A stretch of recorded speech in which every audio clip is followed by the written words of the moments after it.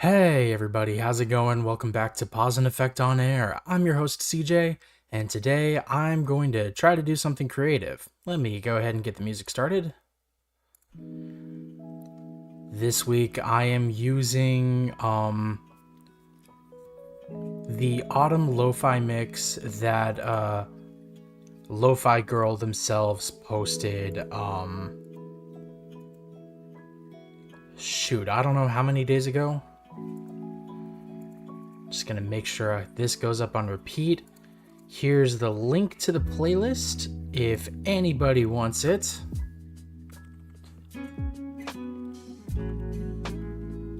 Hold on, there we go. And I will make sure to add that to the description as I go along. As for what I was going to work on, I don't know. Maybe, let's launch Godot for the first time in a couple months. And let's, I don't know, try. Oh, you don't have Spotify? It is posted as a video as well on their on the Lo-Fi Girl Lo-Fi Radio page on YouTube. I will grab the link to that a little later. But I remember the last time I tried to do Godot, like someone talked about this, which was for anything Godot, try sticking to 2D for the time being. And I think that's about as decent a piece of advice as any. Lacy Gaming, welcome to the stream. Oh yeah, and to those of you that joined me in the pre-chat leading up to the stream, which was just some random fool, or I guess I'm seeing some random jester fool now, and Jenny McTupper, thank you both so much for being here early. I appreciate your time.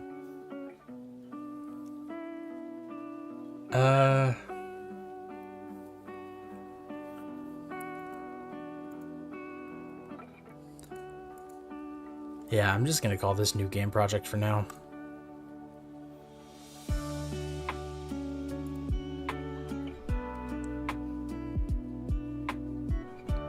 Turn that down just a smidge.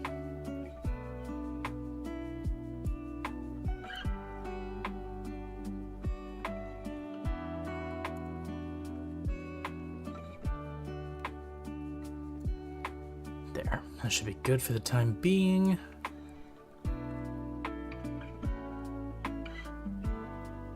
Okay, so Godot 2D platformer tutorial. It's some random fool. The jester is part of my ad. Okay, yeah, because YouTube, for whatever dumbass reason, no longer shows me the like the actual display names for people anymore. It's just now the actual usernames. Like, display names are apparently going out the window, and I don't like that at all.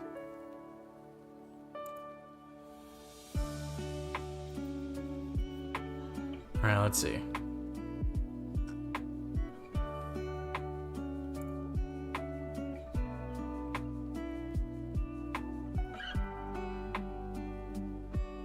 Today we're going to be building a modular player character for a 2D platformer in Godot 4. This tutorial will be split up into two parts. The first part will be setting up simple movement, jumping and animations in a modular way.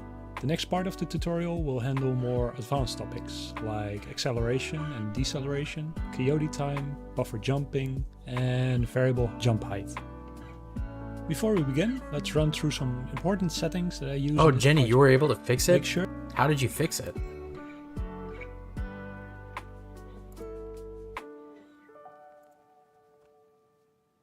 To enable advanced settings in the top right because some settings are hidden.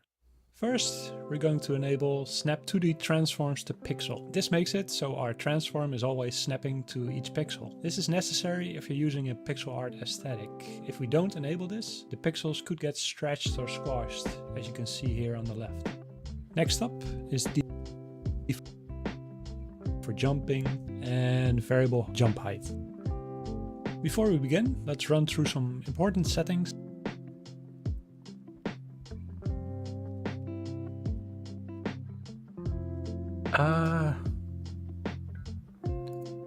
I do this every single time. Variable jump height. Before we begin, let's run through some Project settings. Okay.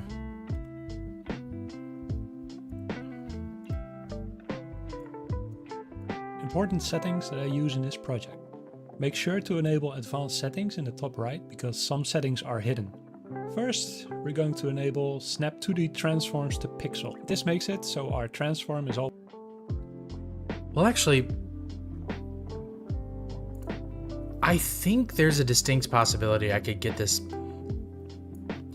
myself before I start.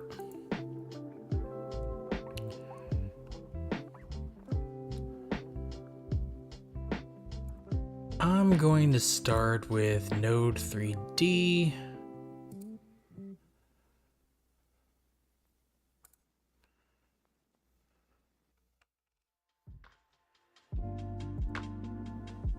Add child mode, or node, sorry.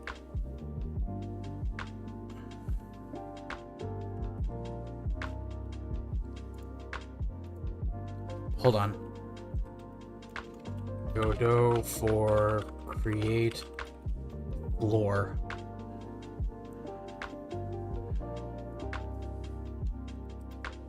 Okay, so it's a static body 3D.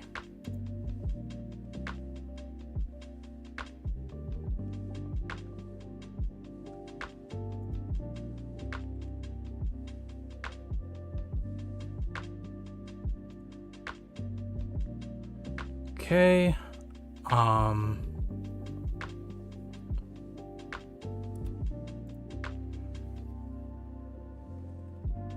mesh instance 3D.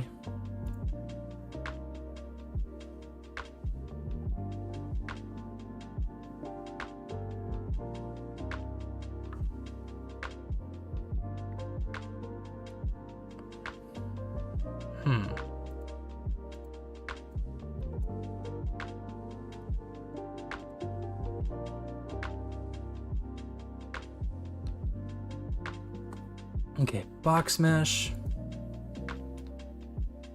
Then collision shape 3D.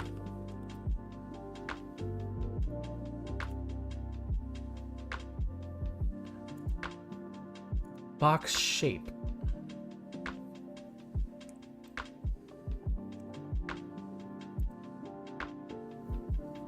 So we're going to squash this a bit.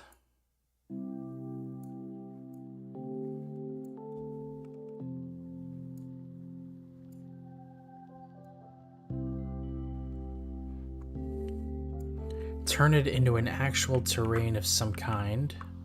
Whoa.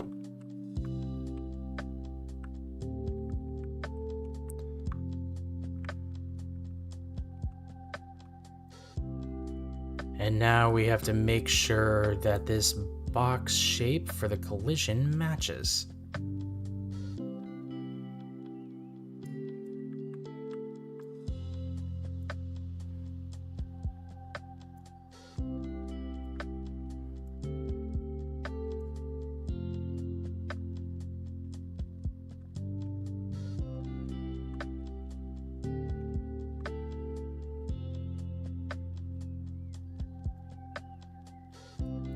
One thing I might do,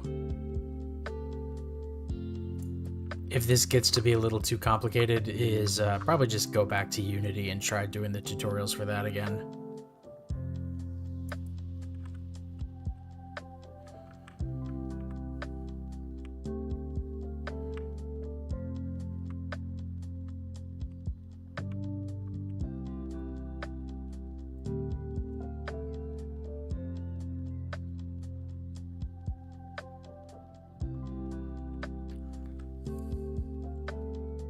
this.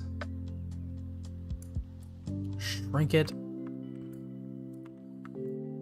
Grab the bottom and shrink that too.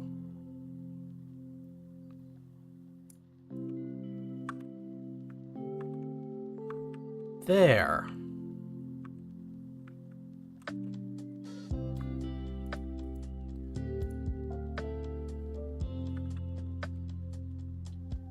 Now, one thing I want is a 2D camera.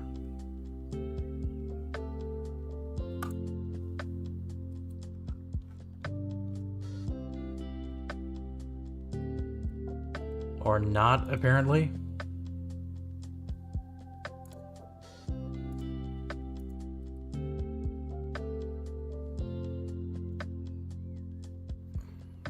I'll just do camera 3D.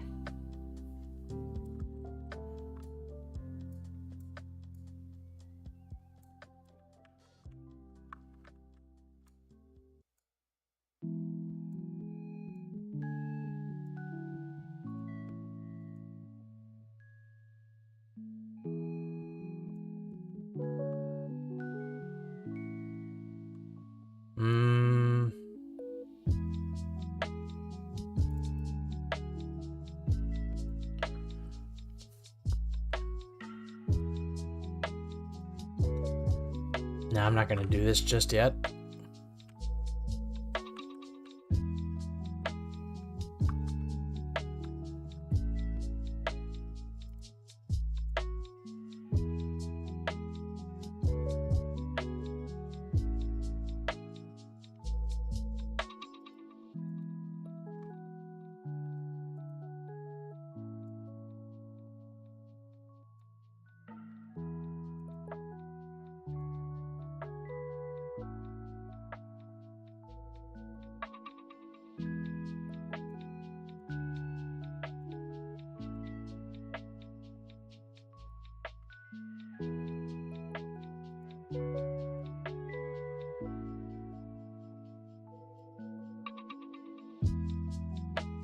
There.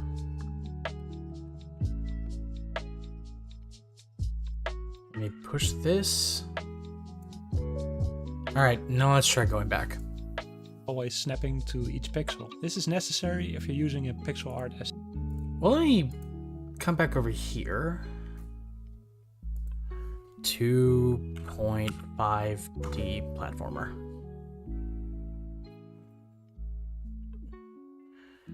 Making a 2.5D game in Godot is easy, he says.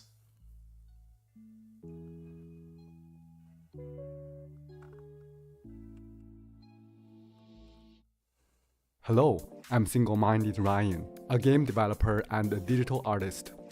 In this course, we are going to create a typical 2D style game in a 3D world. But before getting into the details, I know you have a big question to ask. What is the core benefit that this course has to offer? The answer is that I want you to feel like you are making a real game from the very beginning, and I want you to learn ideas about game development with production-level game assets, so you can absorb these ideas seamlessly. This is why I put a lot of effort into creating the assets for this course, so you can have high-quality characters, smooth animations, detailed materials, VFX particles, and you'll... Oh, it's a trailer for the Udemy course.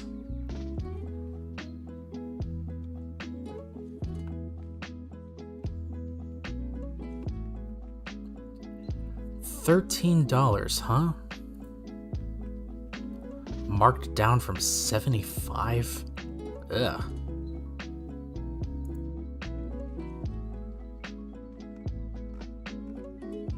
This is the thing that pisses me off the hardest, because, like, Godot being an engine that is both free and open source, one would think that in keeping with that theming, like, good courses for Godot would also be free, but apparently not. Apparently, hold on, I need to fix the PNG a bit.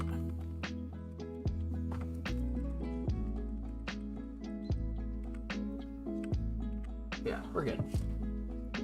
But apparently, like the best courses for even attempting to learn Godot are not free. Apparently, the best ones you need to be, like you need to pay for them. And if it weren't for the fact that this was on sale, I'm just like, I'd be a lot angrier about this if this wasn't on sale.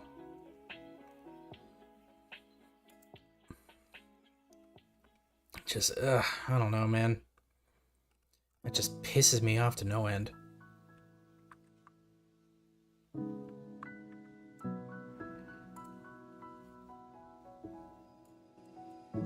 Think I may just turn up my Spotify a tiny bit.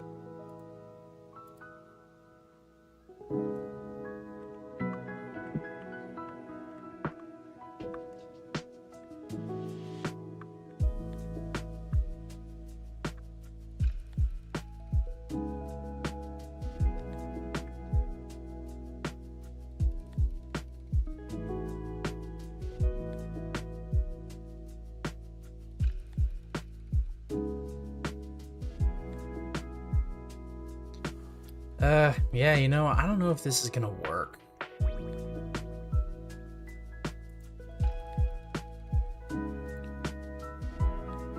Like, once I can access, like, this, because I am, like, 90% on the cusp of just saying screw it and paying for it. But I don't know, man. Because this tutorial, while good, wasn't exactly what I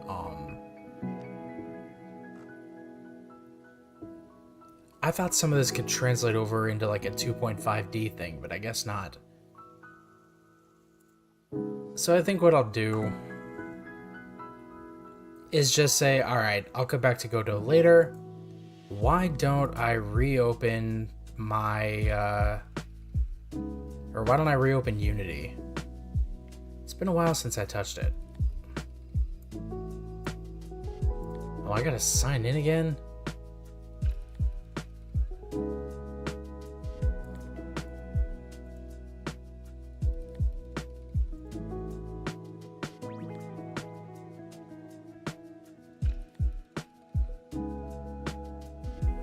There.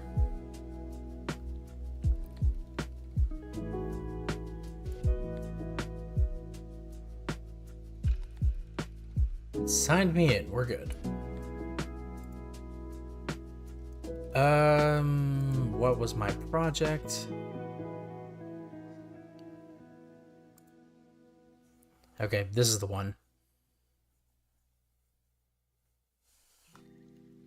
God, what was I doing last time?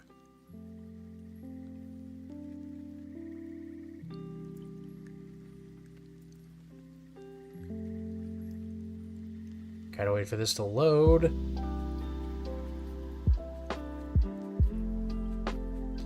I figured the thing that I would do is, I'm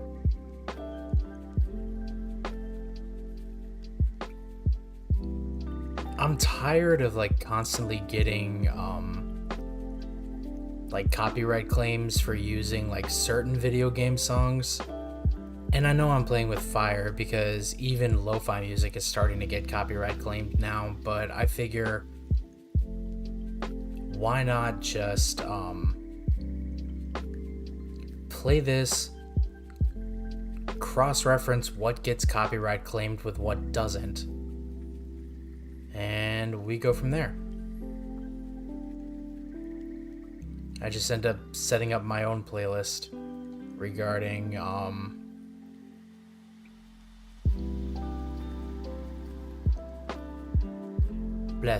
regarding like what songs I can use and what songs I can't use.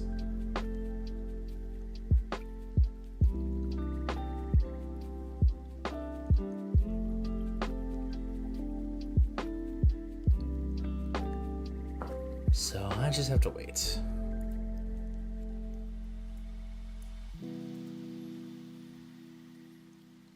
Oh?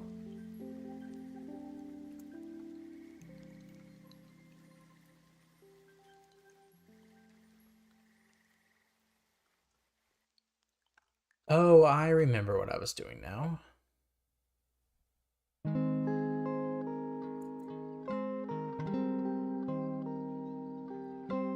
So I added a movement script to a player character, in which case it was this Roomba in the scene.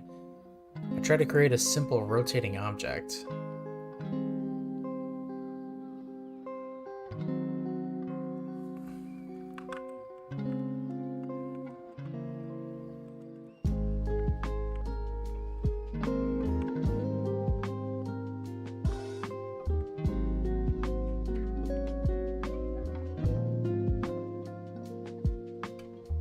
I somehow managed to clip my way back in. Gold. So now I gotta collect the collectibles. In the previous tutorial, you wrote your first line of code to make a collectible object rotate in the scene. In this tutorial, I can hear my fan going. That is not good.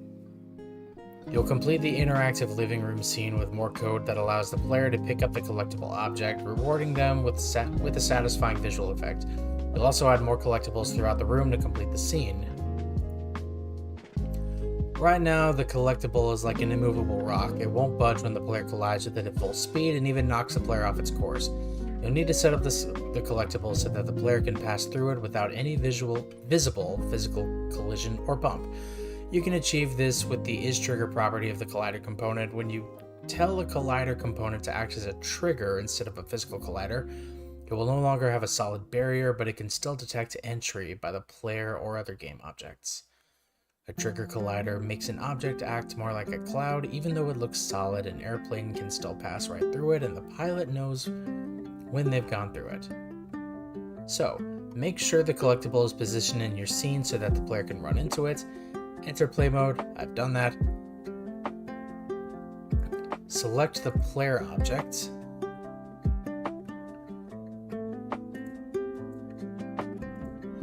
Locate its collider component. Oh, great. I'm gonna have to do this with, like, everything, huh?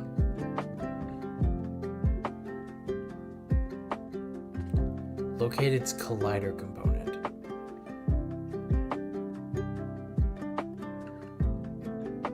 Oh, box collider, right here.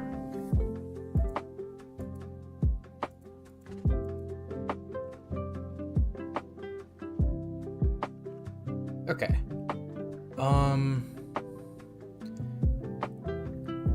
In all of these, enable isTrigger.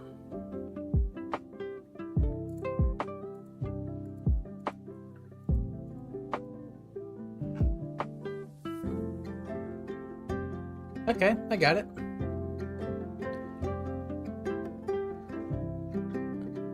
Okay, so test it again, verify that the player can move through it without visual resistance.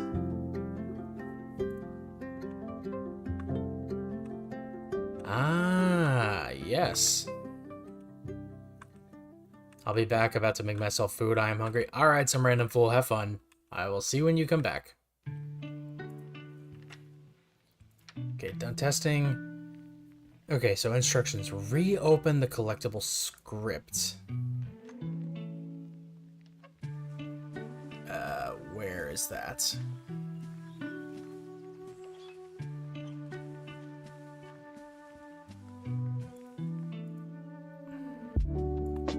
Oh, it's right here.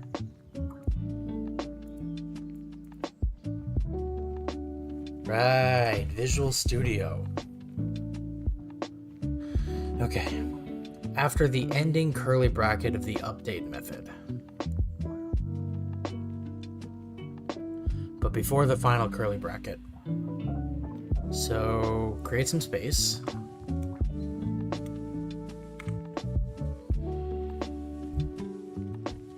On trigger, enter.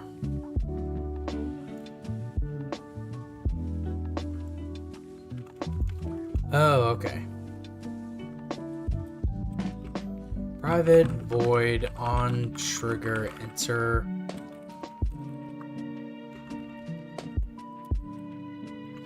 I guess collider. Collider Other.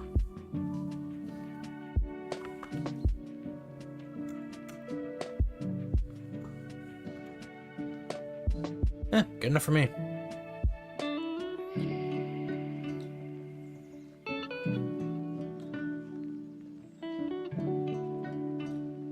Okay, so any code that you put in between these two curly brackets will run when an object with a rigid body component collides with the collectible. In this case, you want to make the collectible disappear, which you'll do next.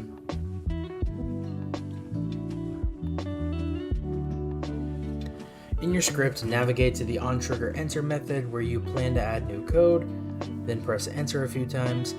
In this case, you'll write the comment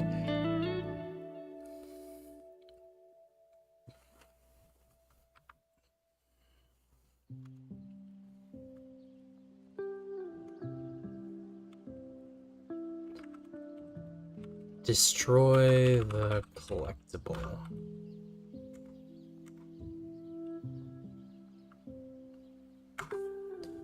Alright, what am I doing next?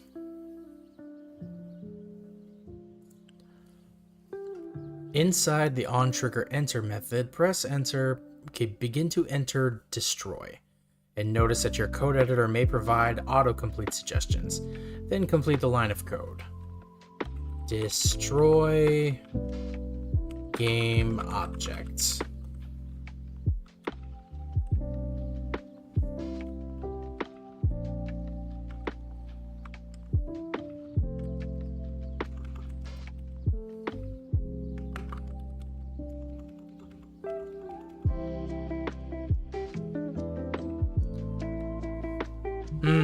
I'm seeing where I might have messed up here.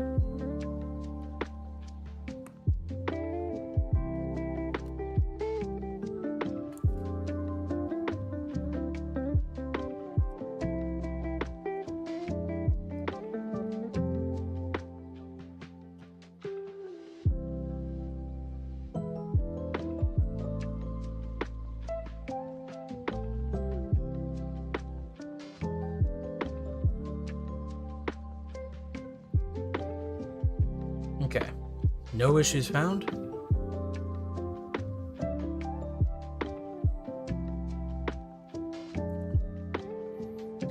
I get the feeling this problem I'm gonna have is all compiler errors.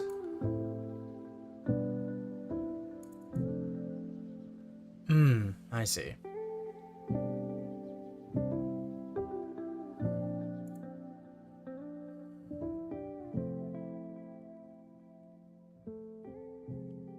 You know, I'm just gonna call it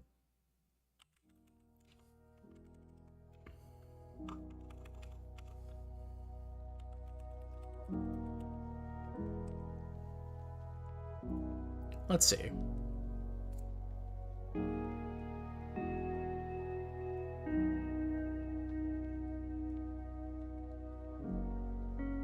It's gonna take a moment.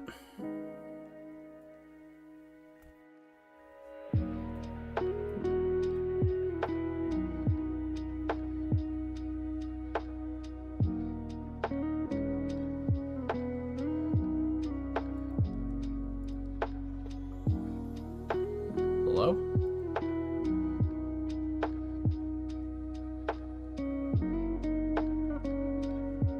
Ah, here we go.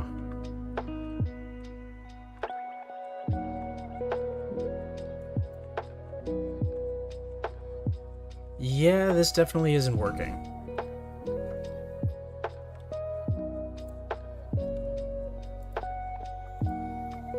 So I need to get rid of all of these.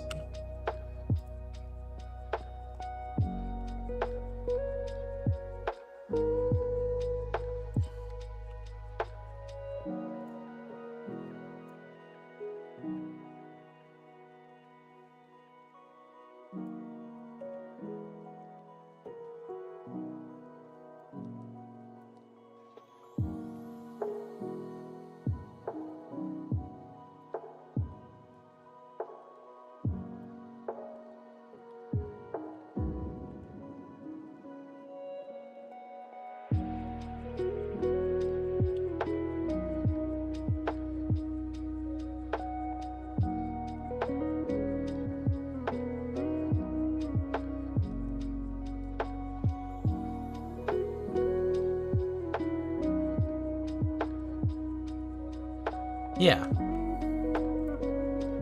Now if I playtest, it should start spinning.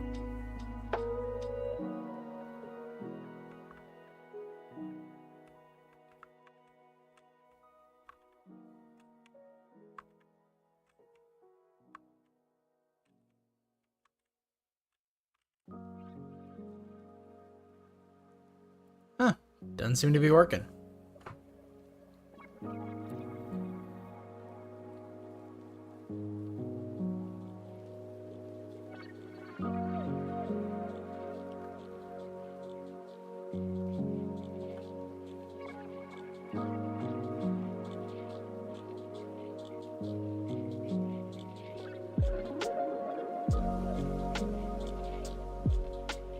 Pickle, welcome to the stream, but I just see no, I'm not in the Epstein emails. Should I be concerned? Should I be concerned? Either way, welcome to the stream.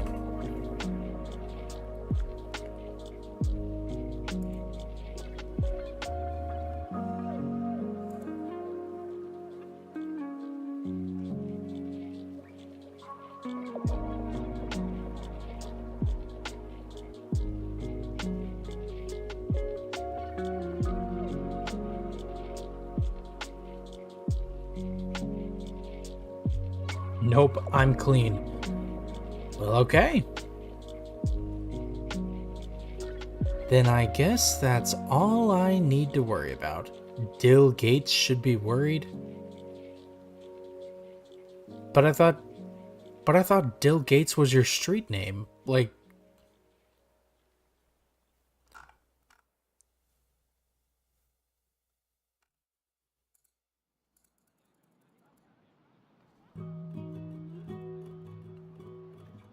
okay, I'm gonna make sure I save everything. Clearly, I have missed something. Oh, this is the type of lo-fi I love.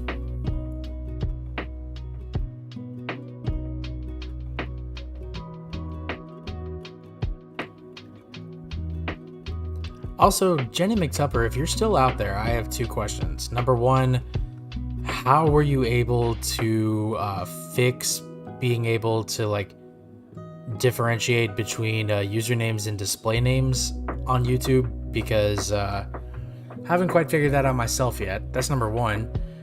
And number two, are you and Tammy still interested in me doing a guest appearance on Bookworm Baddies? Because I have a book suggestion.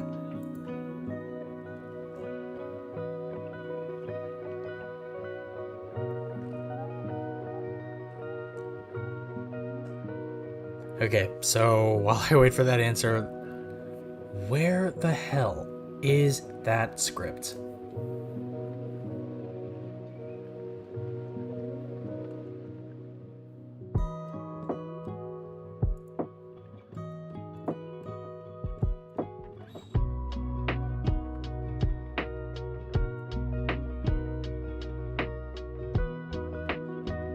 Is it smutty? No, it is not smutty.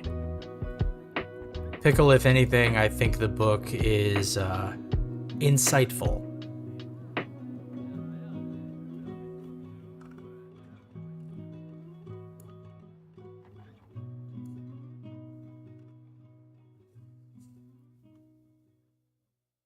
Huh.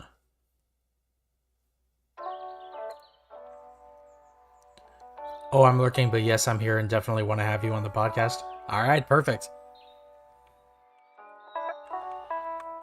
There. Okay, it worked.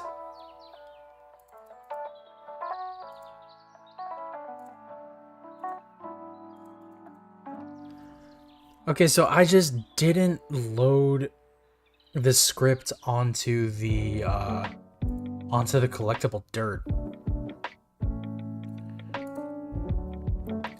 I fully admit I have to finish reading it, but I will write out the name of the book in chat.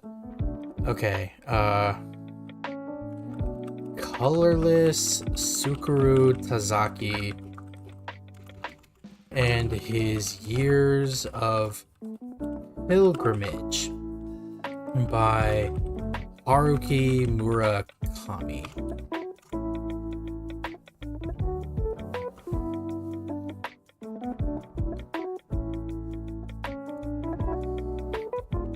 Okay, so I've managed to figure it out. This little dirt pile now disappears as soon as I collide with it. Let's do round 2, shall we? Bonk. There, it's gone. Okay. So now, you probably noticed that collecting the object was not very satisfying or obvious. You could barely tell it was collected. When the player accomplishes something, they should get some kind of visual feedback to make that clear. Simple visual effects, VFX like puffs of smoke or mini explosions, are one of the most effective ways to provide the visual feedback. In Unity, you can use particle systems to simulate complex visual effects such as fire, smoke, or a burst of sparks. In this step, you'll select a particle system to provide visual feedback for your collectible. Hold on. Okay, so instructions. In the project window, navigate to Unity Essentials, Prefabs, VFX. The folder contains pre-made 2D and 3D visual effects that you can use in your scene. You'll use the non-2D effects for this project. So, burst, float up, or splatter.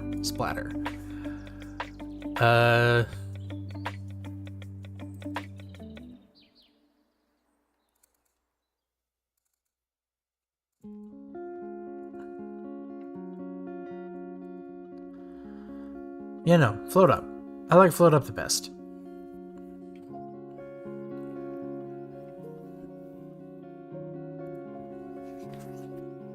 Alright. Top of the hierarchy. Open your collectible script in your script editor. That is the script. Zelia.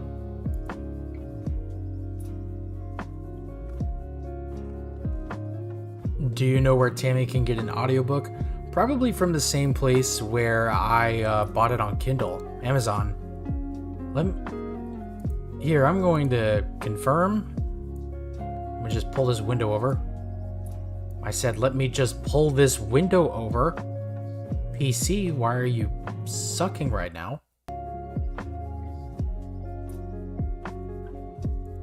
Hello?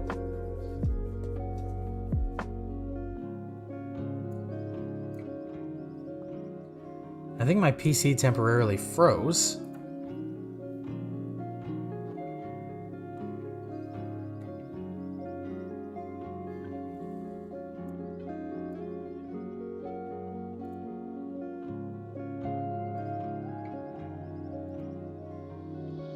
Okay. Give me a sec. My PC wants to misbehave.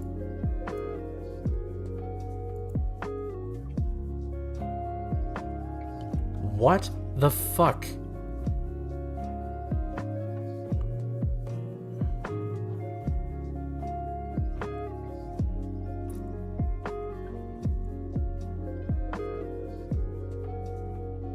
Yes, close the window.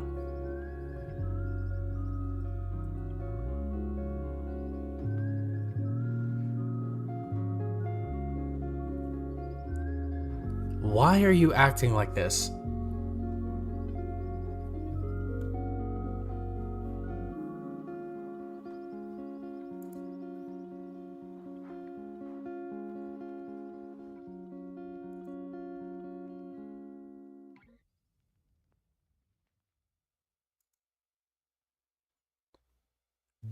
Seriously, why the hell is my PC acting like this? Okay. It should not have taken this long to close 2 windows.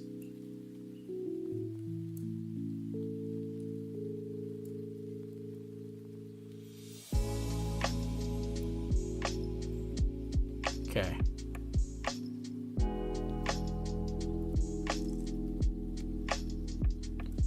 Let me search the book on Amazon to see if there's an audiobook of it.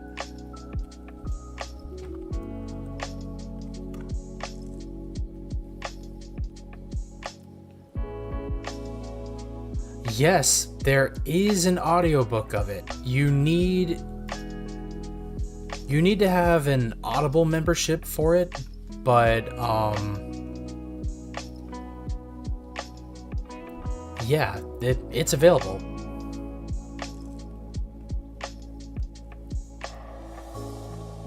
Let me see.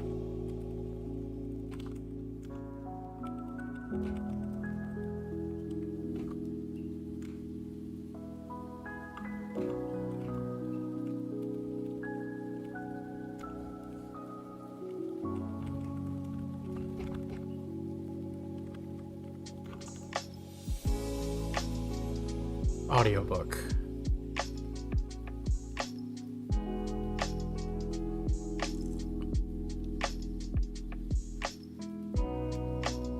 Okay, there are other places where you can buy it as an audiobook. I think. Oh well, Google. Little bit of Google never hurt nobody. Alright. So now that my PC has stopped spazzing the fuck out and wants to work now. Alright. Open your collectible script in your script editor. Right.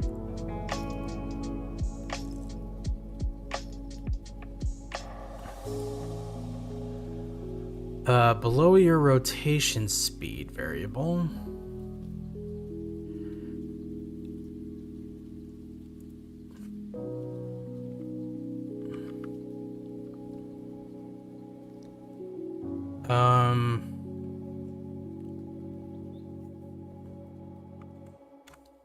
Let's see.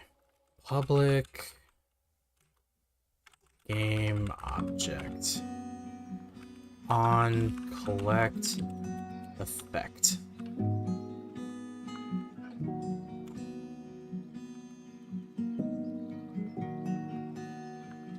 And for the YouTube thing, I don't remember. I was on my phone and did something in the app. Got it. Maybe it's a setting I have to fiddle with. Okay, I'll figure it out. Thank you. Okay. You can name the variables whatever you want, but something like on collect effect makes sense. This variable will hold the reference to your particle effect prefab. Save the script.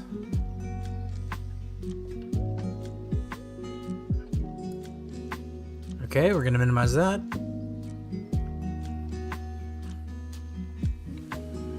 Back in Unity editor, I should see on collect effect in my collectible dirt thing.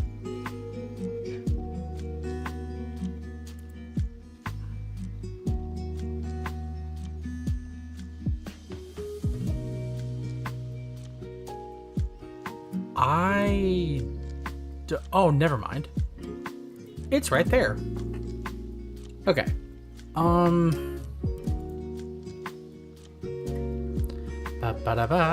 Alright. You should now see the new onCollect effect variable in the inspector window. Why is there two windows? You'll notice that it has none assigned to its value. You need to tell Unity which prefab game object. So under prefabs, VFX, float. Wait, no, hold on.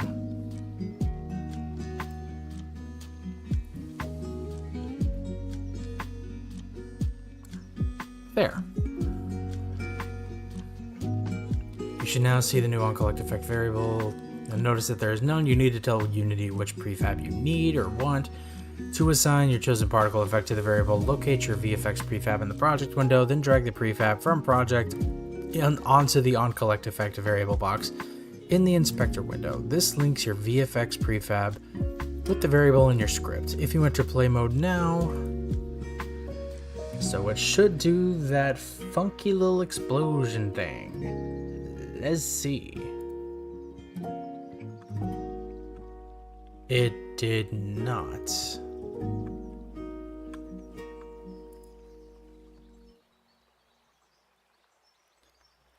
Oh, right. If you enter play mode now, the particle effect still will not generate. You'll need to add the code to do that. So, we're back.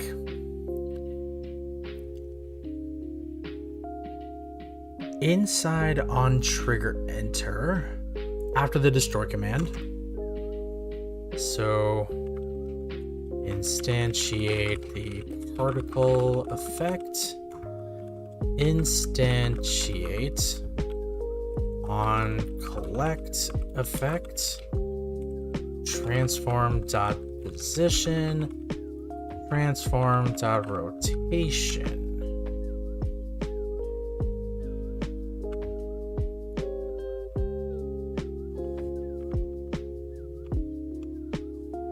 Okay, that should be good. Need to move my mic a tiny bit closer to me and just keep my voice down.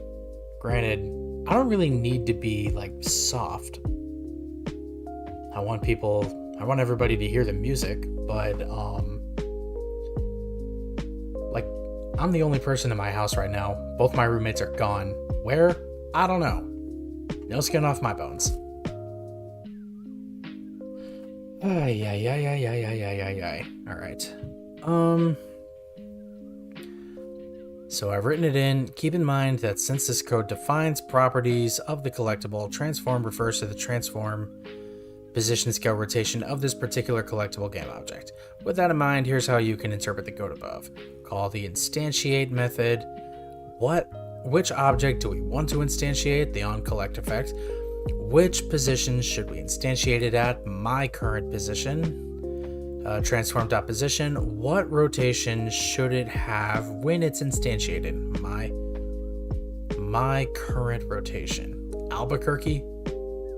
That would be really funny considering how many Albuquerque jokes I've made when I've been catching albacore on my Stardew streams.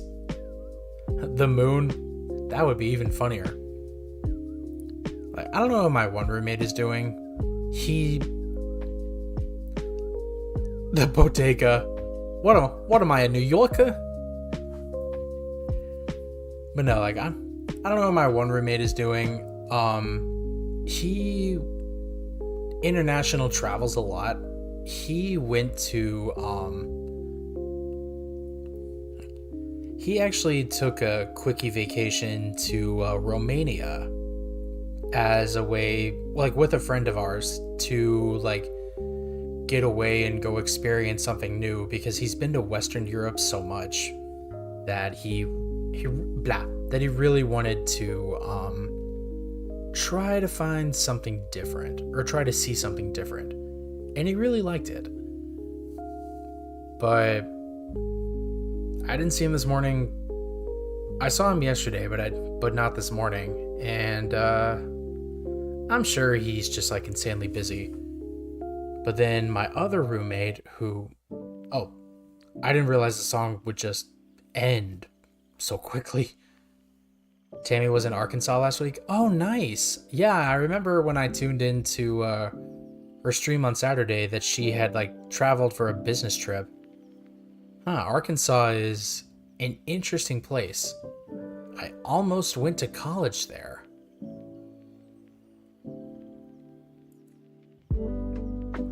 Okay, transform.position and transform.rotation. But my other roommate, she has been having it particularly rough lately. So I haven't seen her in a couple days. I hope she's all right. But I mean, she's an adult. She can take care of herself.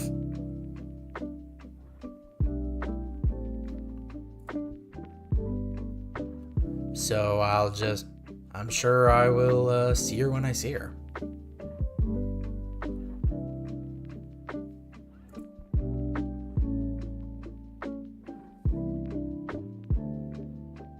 Yeah.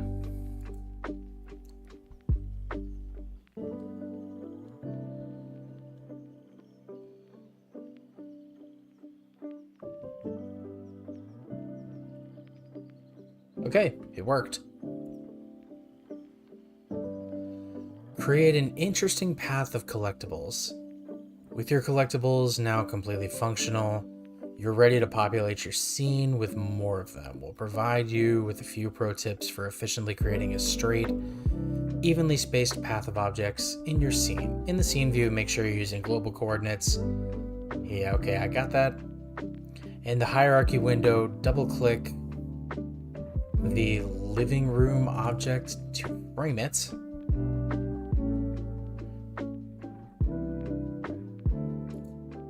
Then use the scene view gizmos to switch to the top.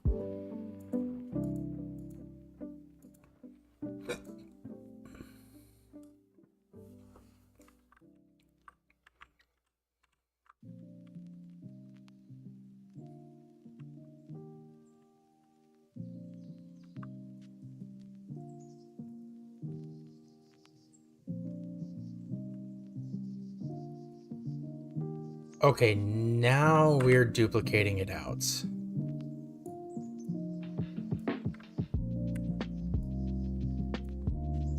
Ooh, I like this song.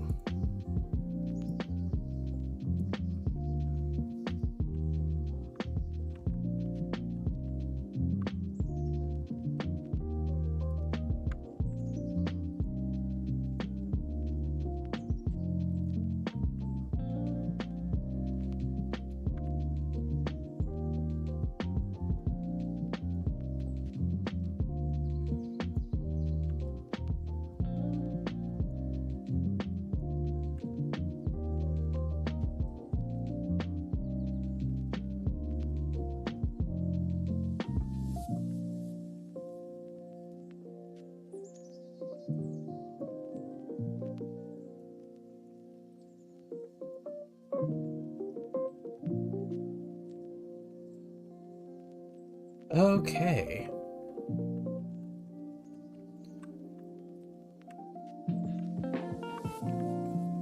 I think I can put one more in the scene and have it work.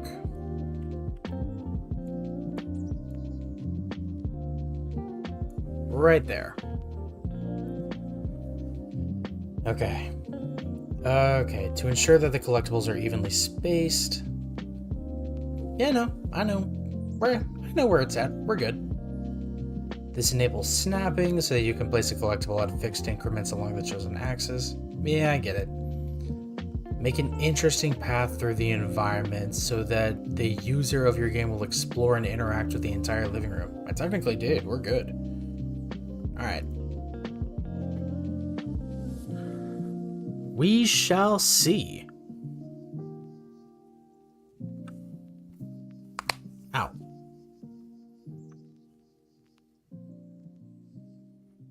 Whoa. They are spinning global.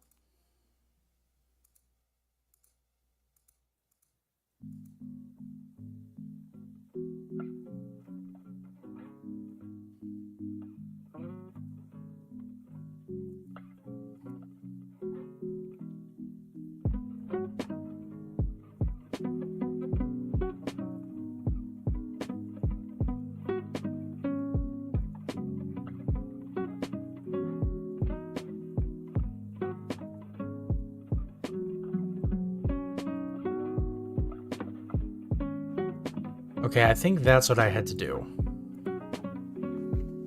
Have them all rotate on their pivot instead of rotating globally. No, it's...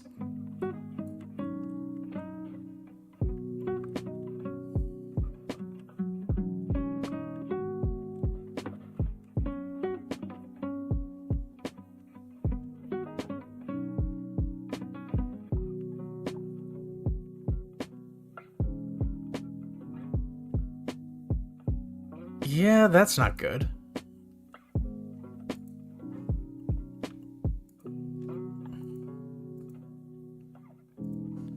What if I set them to global?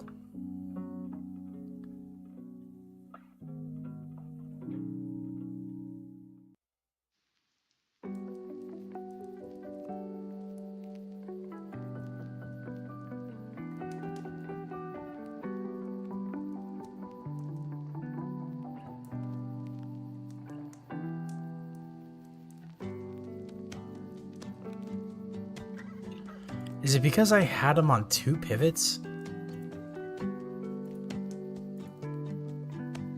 Yeah, I don't know.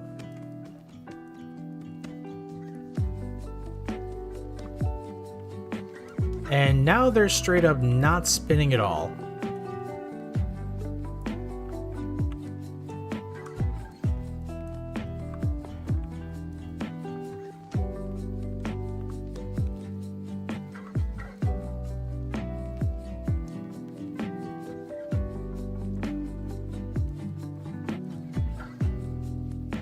Which, I mean, I'm gonna be honest, that actually kind of works.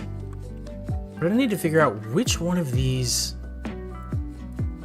blew up the moment they loaded into the scene. Okay, that one for sure.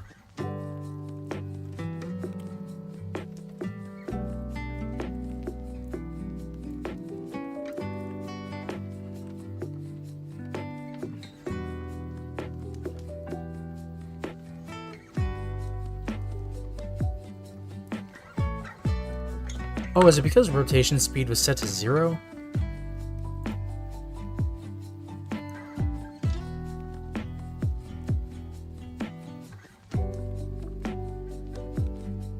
Oh.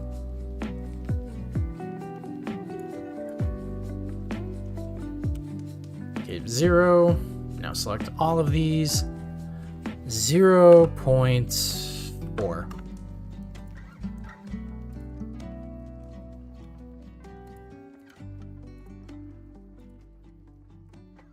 There. Honestly, this might actually work. Yes, it does.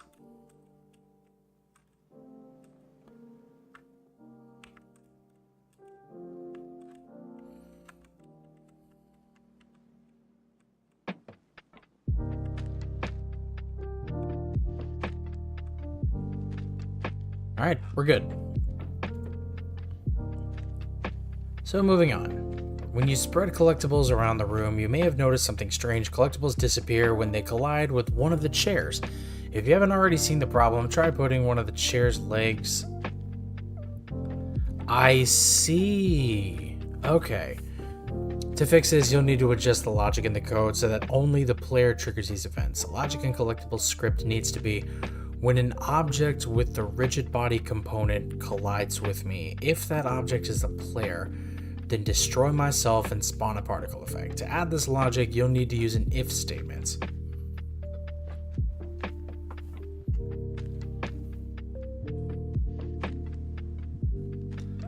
You also need to use a feature in Unity called tags. Okay. Instructions. Select the player.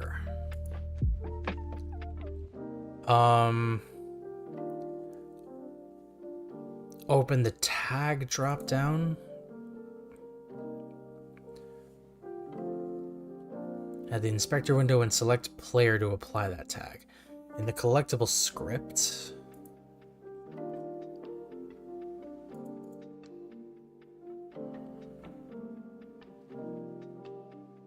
oh, did I accidentally open up a second window? I totally did.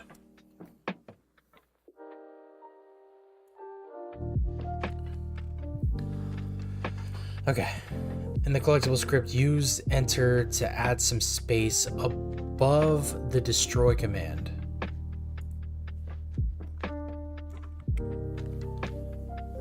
Add the following if statement code. If other dot compare tag player.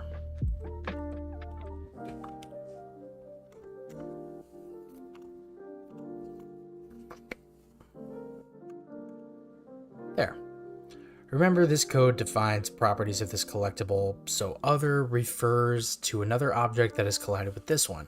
With that in mind, here's how you can read the code above. If the other game object that collided with me has the player tag, then execute the code inside the brackets.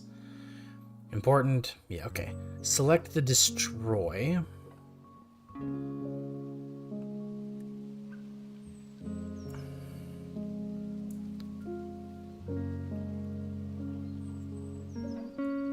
So I'm actually gonna put those there.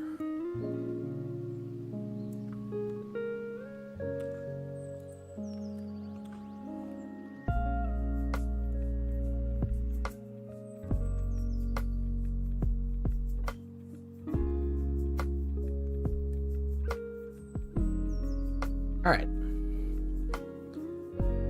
If the other game object that collided with me as the player tag, okay.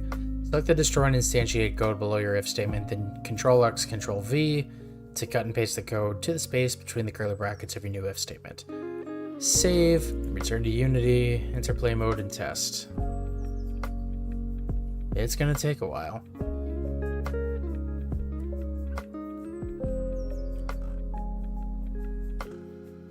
Because it always has to pause everything in favor of the back end. I can move this back under the chair leg.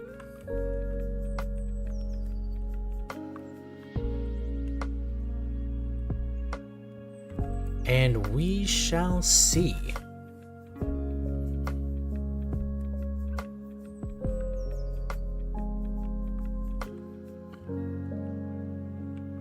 Oh yeah, for sure. It's definitely not getting auto-destroyed because it's colliding with the chair. Nice.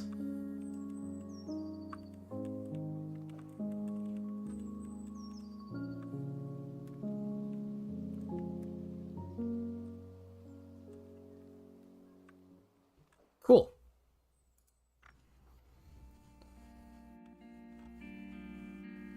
So it works. In the hierarchy window, select the first collectible game object, then hold down the Shift key and select the last collectible game object. Oh, I've already done this.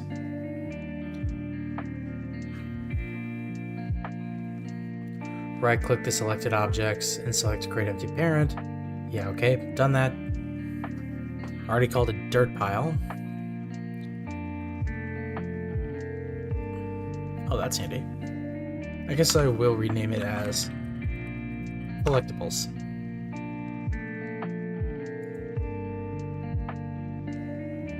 Alright, we're good. Next tutorials. More things to try. Easy, add a jump ability. Huh, this is actually something I was considering. Open player controller.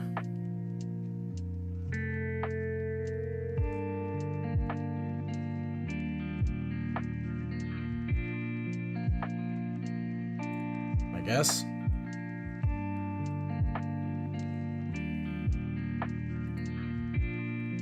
Okay, so add the following variable declaration statement directly below your other speed and rotation speed. Here we go. Public float jump force equals 5.0 f.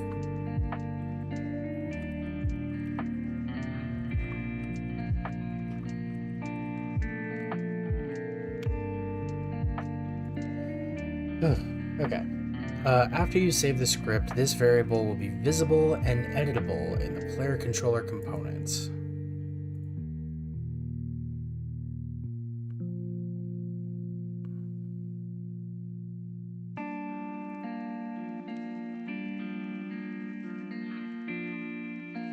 Oh yeah, it's right there. Between the opening and closing curly brackets of the empty update function.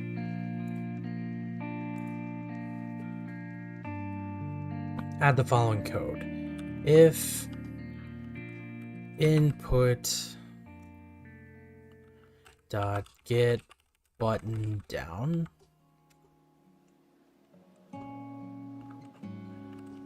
jump.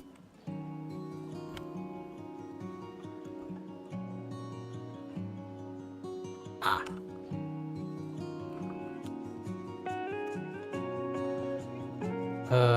rb.add force vector3.up times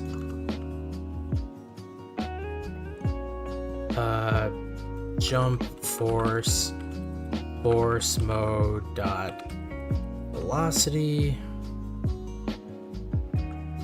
change.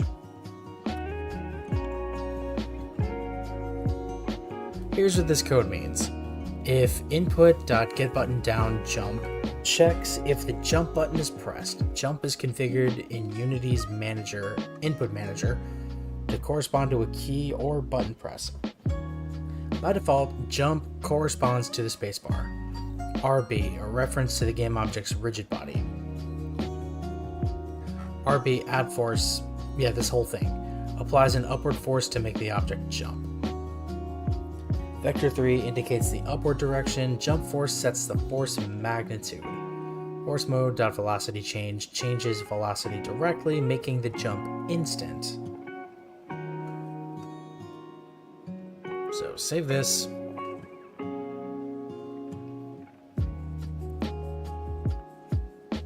The name input does not exist in this current context. Okay, where?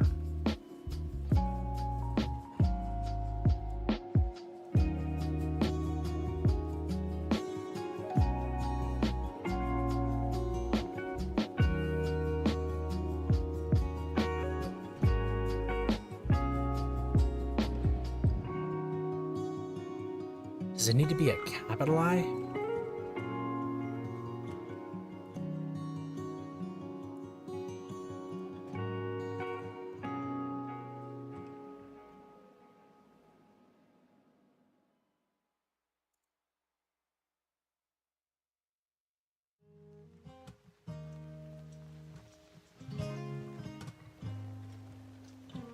Oh yeah.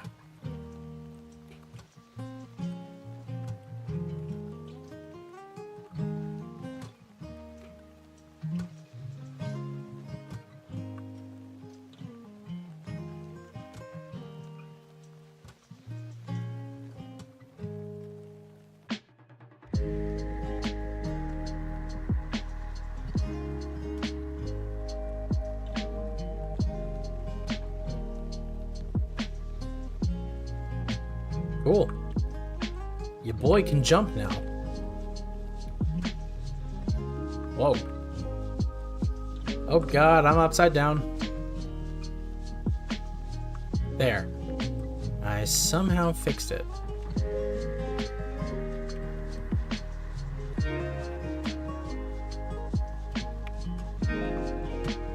Did I just do a front flip?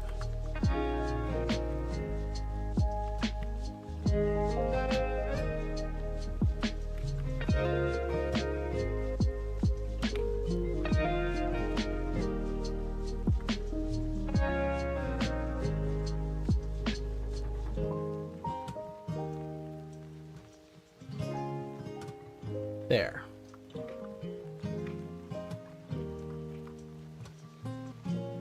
Cool.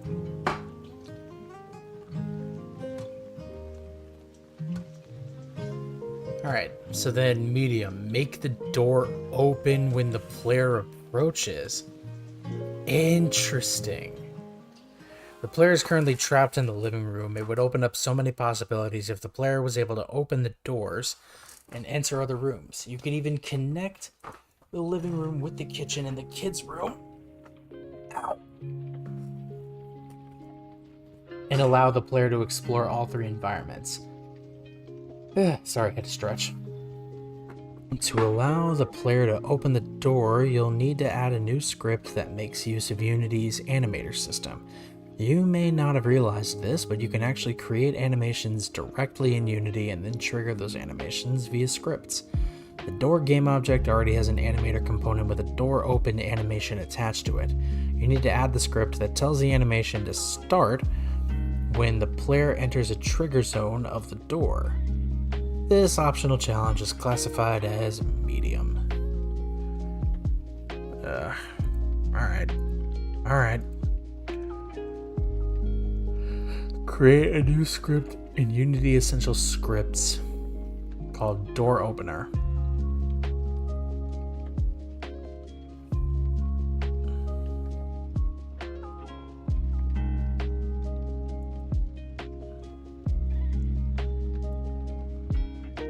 Is it mono behavior script?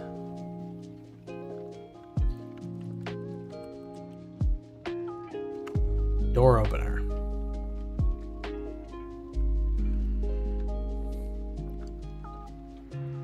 Select the door on the right side. Why the hell are you reloading the domain?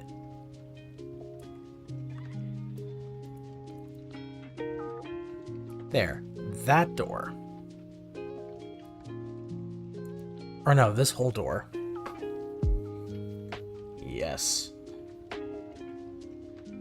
Alright.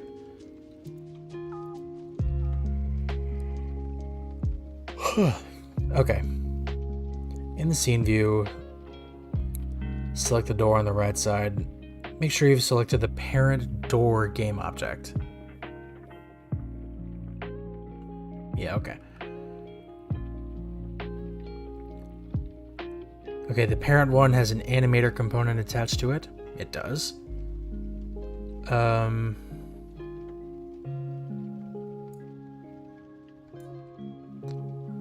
There, I can add the door script.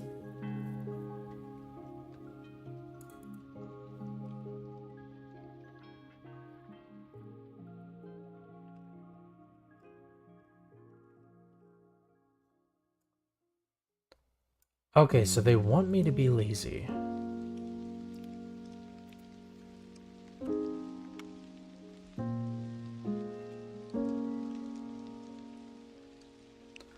Okay. Feel free to read through the code to see if you can understand it. Okay. Using Unity Engine, public class, door opener, mono behavior, private animator, door animator, void start. Get the animator component attached to the same game object as the script. Door animator equals get component animator. That makes sense to me. Private void, on trigger, enter, collider, other. Check if the object entering the trigger is the player or another specified object. If other.compareTag player, make sure the player game object has the tag player. If door animator does not equal null, trigger the door open animation.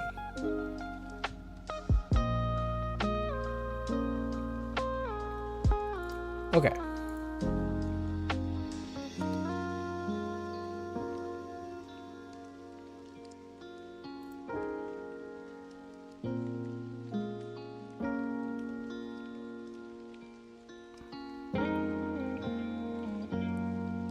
Okay, with the door game object still selected, add a new box collider.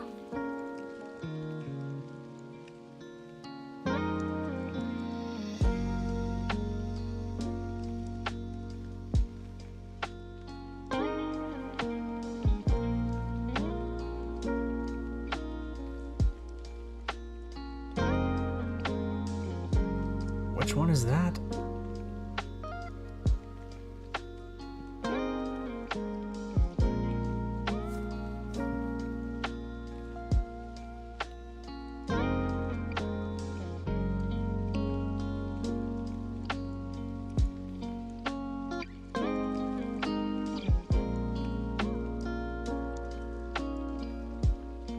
Effects, light, audio, video, UI toolkit.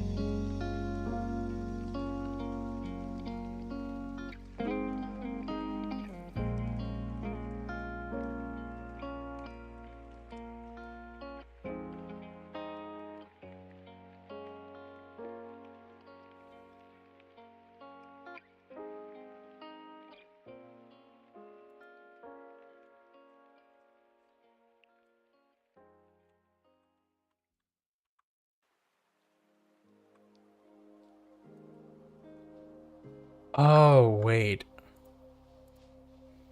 I did the wrong thing. Box collider.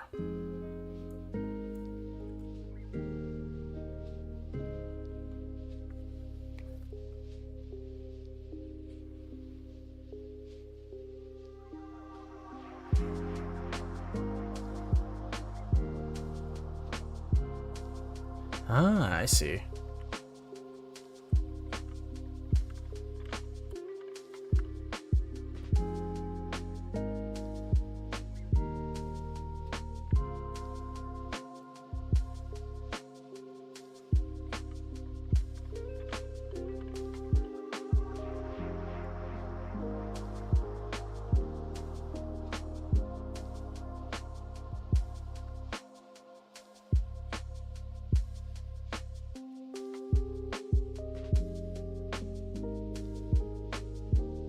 Yeah, that should work.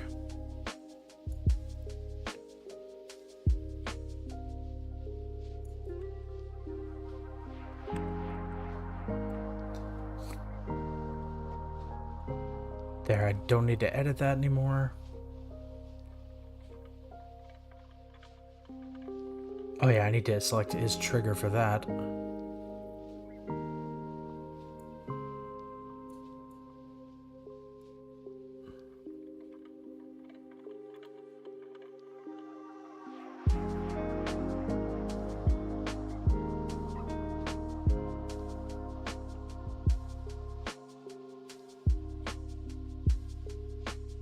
Ah, it worked.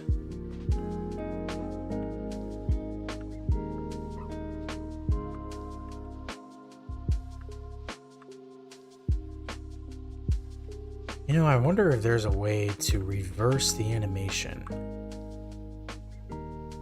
Some random fool, welcome back. I just figured out how to open a door without actually having to touch it.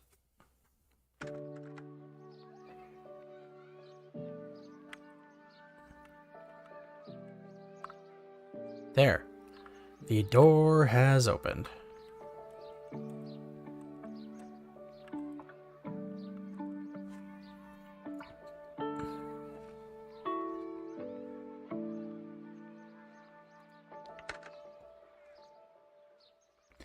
Expert.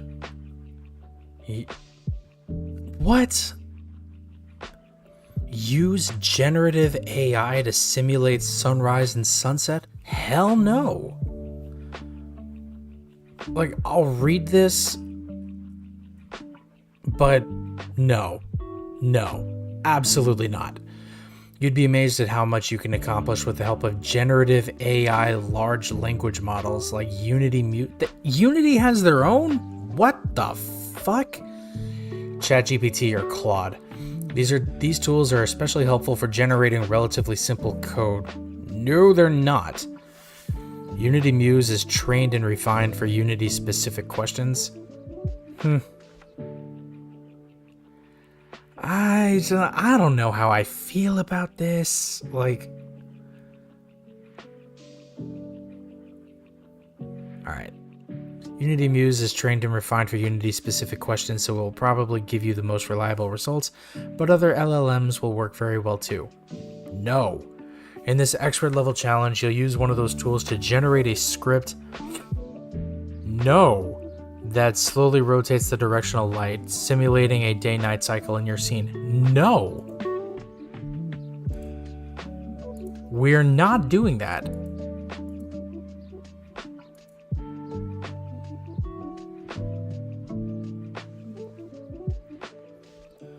Alright, I clicked on this.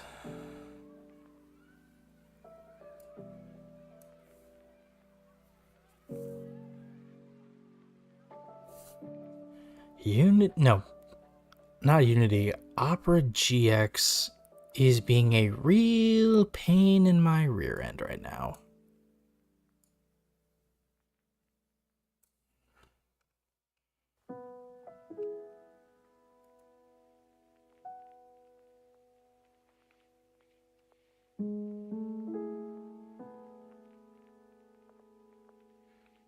Yeah, okay.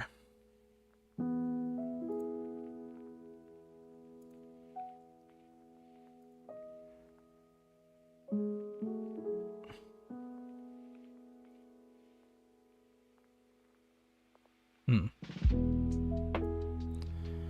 2D Essentials. Learn how developing for 2D differs from 3D as you create a 2D version of the living room scene. So, set up a 2D room. Set up the 2D player character that the user can move around an empty room with boundary walls.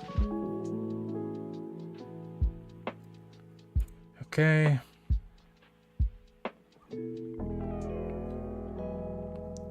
Add bagel that says Kipley.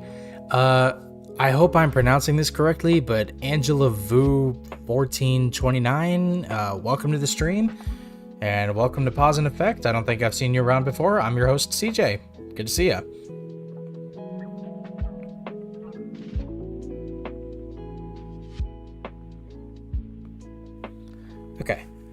In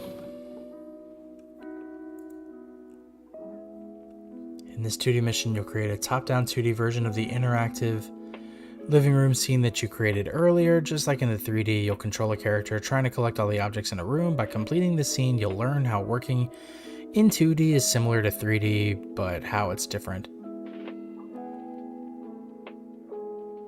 Nightlife Israel, welcome to the stream and welcome to Pause and Effect. I'm your host CJ. Oh no, wait. Oh, that's Mooney. I recognize that.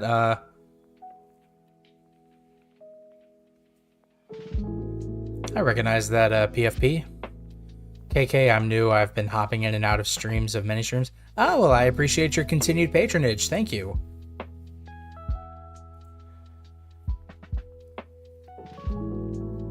Also, Mooney, considering you're here, I'm like, okay, just the dude I needed to see. Why, when I woke up this morning, did I see a notification on my YouTube that you had tagged me in something? But when I go to see what that tag is, like, the post is just gone. It's not there. What's up with that, buddy? Like, what are you doing? Oh, you've been hopping in and out of different YouTube streams. Got it.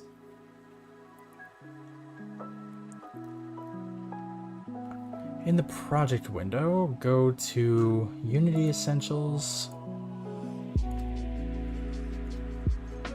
I'm gonna go for the night. Hope you have a wonderful night. All right, well, Angela Vu, thank you so much for stopping in, even if it was only for 2 minutes. And I appreciate you being here. Have a great rest of your night. And hopefully I catch you on a future stream. Thanks for being here.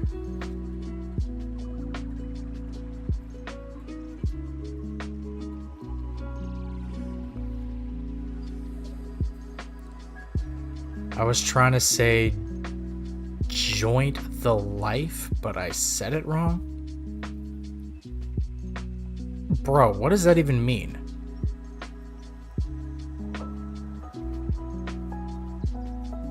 Alright. So...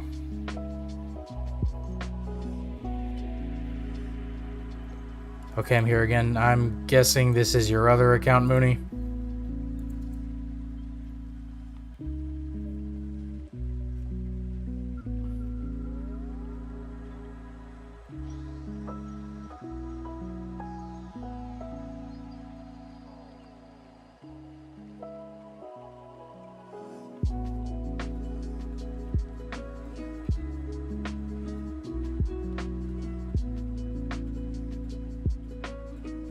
You tried to say join the live. Alright.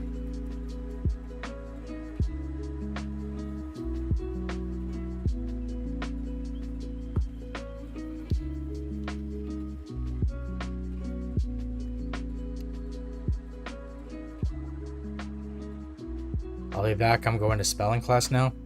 Alright, good luck. Okay, my PC is misbehaving. All right, here we go. In the project window, go to Unity Essential Scenes. Okay, we're here. When the scene opens, browse through the hierarchy to identify the objects. So we only have a main camera and a floor. This camera is configured to orthographic mode instead of the default 3D perspective mode, which is necessary for 2D gameplay. This is an image of an empty wood floor, which will be seen from a top-down perspective. In the hierarchy window, double-click the floor to frame it in the scene view. Then orbit around the floor using Alt left click.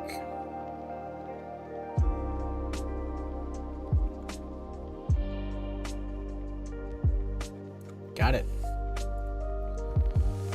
Locate and select the 2D button at the top of the scene view. Ah, I see. This action switches the view from 3D to 2D, optimizing the scene view for 2D development. Try to look around the scene like you would in 3D by right-clicking and dragging within the scene view.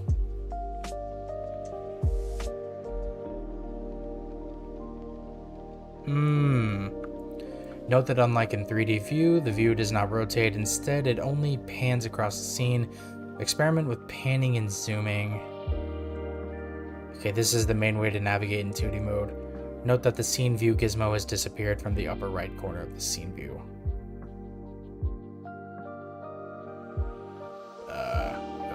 Okay. In the project window, navigate to sprites, characters,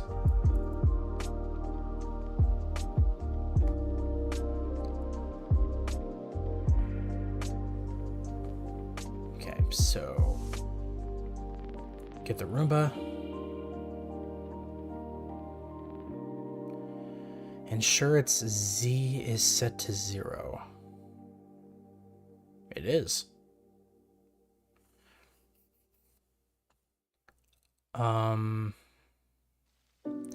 With the sprite selected, ensure its Z position is set to 0 on the transform component in the inspector window to keep it aligned with the other objects in the 2D plane. Briefly switch out of 2D mode and orbit to see how the sprite sits flat.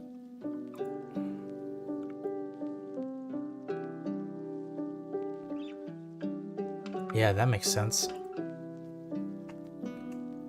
Rename the Roomba. There. Right.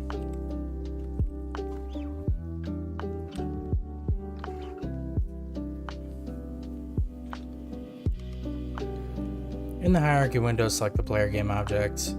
In the inspector window, add component rigid body 2D. Bada bing. Okay, make sure to add the rigid body 2D component rather than the default rigid body component used for 3D. Right, alright. Enter play mode. In the rigid body 2D component, adjust gravity to 0.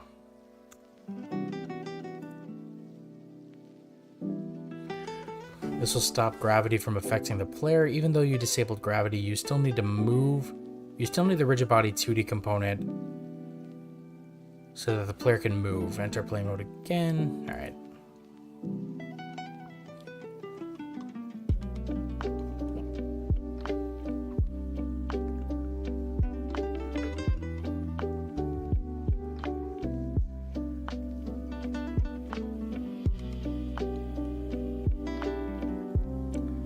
Maybe I need to move the player within the view of the camera.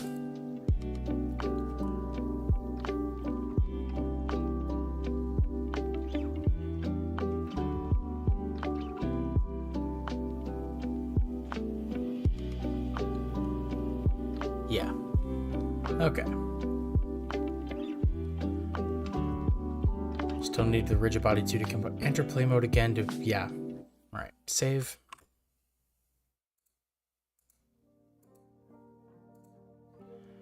Next, you'll add a player controller script that allows you to control the movement of the 2D player. Unlike Unity's built-in components, such as the rigid body 2D component, Player Controller 2D is a custom script we provided for you, designed to manage player inputs and movements within a 2D environment. In the project window, okay. Unity Essentials, scripts, provided scripts.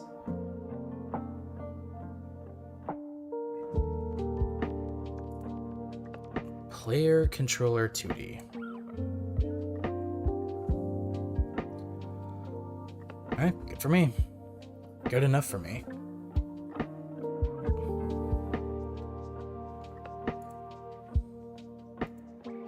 Oh, I had a random notification on Discord.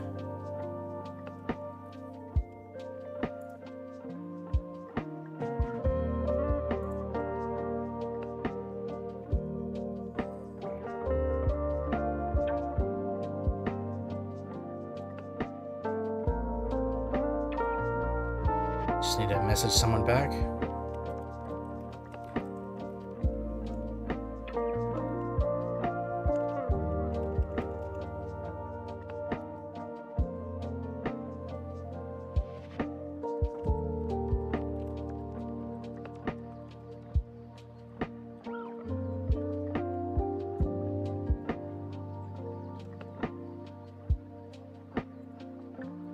Okay, I gotta grab the link to the stream for a few friends.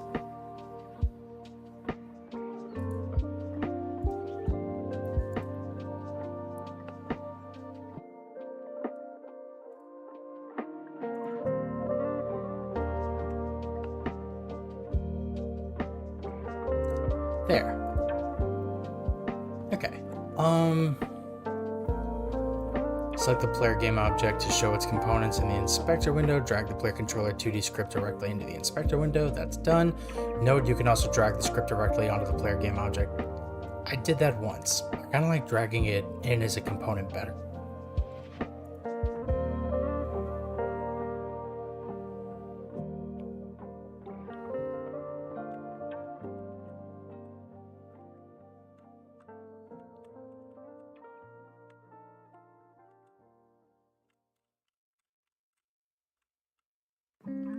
Yeah, it works.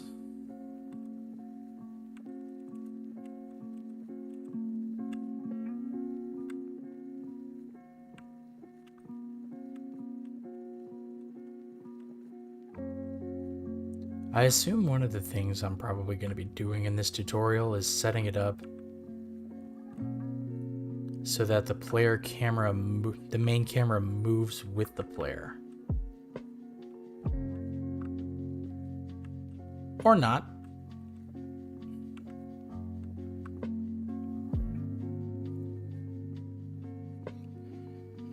Okay. With the player controller 2D script added, you can now configure its properties, including speed and whether or not you want the player to be able to move diagonally. And those are already configured for me. We're good. Aspect ratio describes the relationship between the width and the height of a screen. Old-fashioned TVs in the very first films, for example, used 4:3. That means that the screen was 4 units wide and 3 units high. However, modern widescreen TVs in most modern films use a wider 16:9 ratio. The Game View Aspect Ratio menu allows you to simulate how your game will look on different screen sizes and shapes during development. Up to this point, you've been using a free aspect ratio in the game view, which means that the aspect ratio depends on the editor window size. However, when you're developing a game, it can be helpful to use the aspect ratio that your game's users will see on their devices. You can even set an aspect ratio that is best for your game regardless of the device, so that you don't have to accommodate every screen shape, such as vertical portrait mode. Enter play mode again. Bum bum boobada boobada.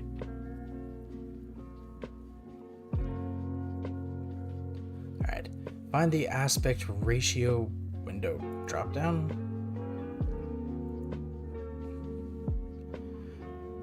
Oh, it's right here. Okay, your view should be set to free aspect by default, but if it's not, set it to free aspect and resize the game view.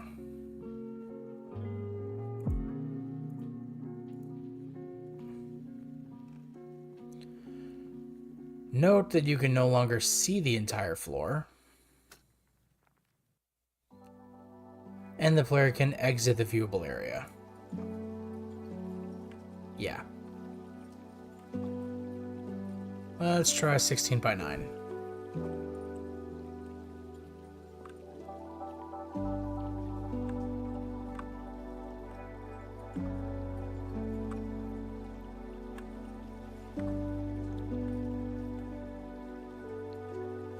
Okay. The ratio matches the dimensions of the floor, so the entire floor will always be in view. Resize the game view again.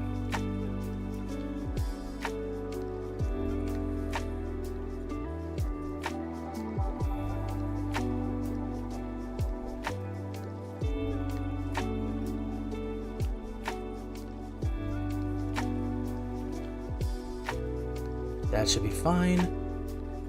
Exit play mode when you're done testing. Now that you have your player in the room, you'll need walls to prevent that player from moving off screen. In the hierarchy window, right-click and select 2D objects, sprites, square. Wall bottom. Okay.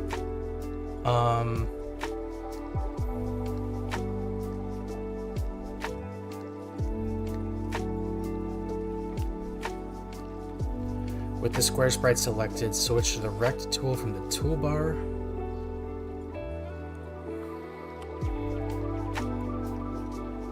Ah.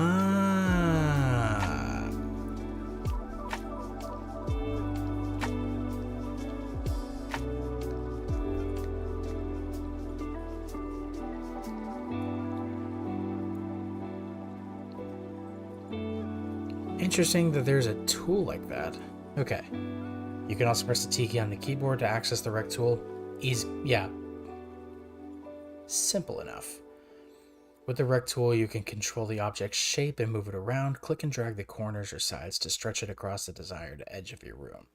The white wall should overlap the bottom edge of the floor.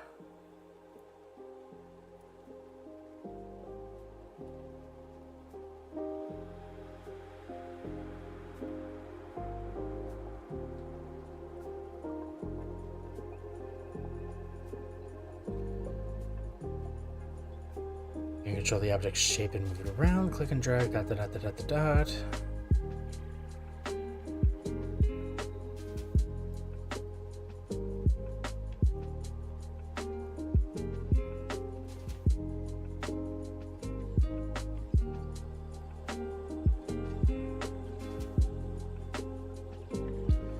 Alright, let's see how stupid this looks.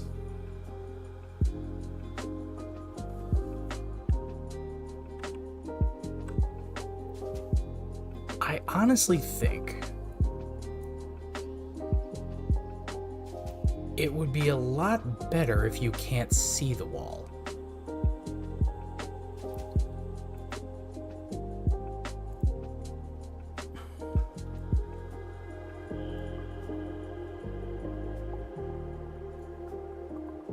Let's try that, shall we?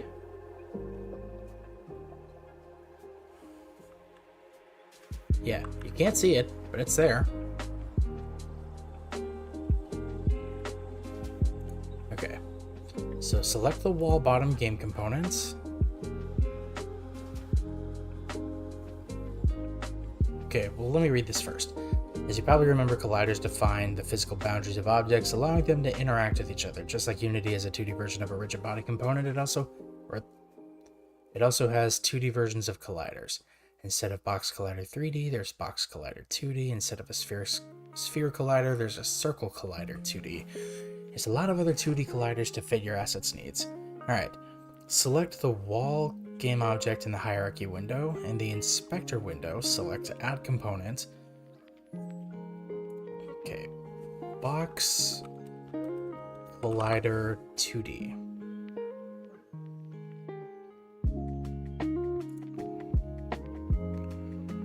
Now I select the player.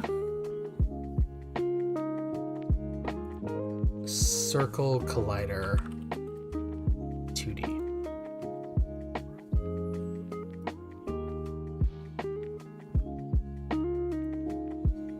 Yeah.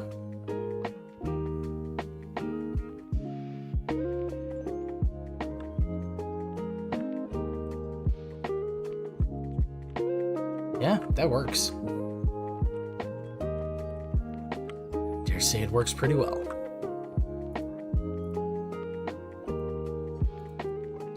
Select the wall, and now we dupe the wall.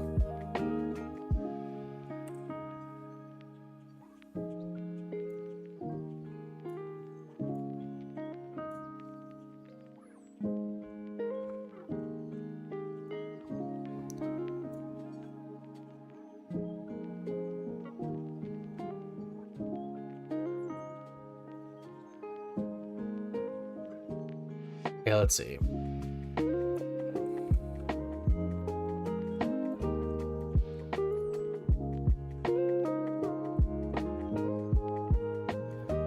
Zoom in, make sure that it comes in, it aligns with the camera boundaries. SC Jolly, welcome to the stream.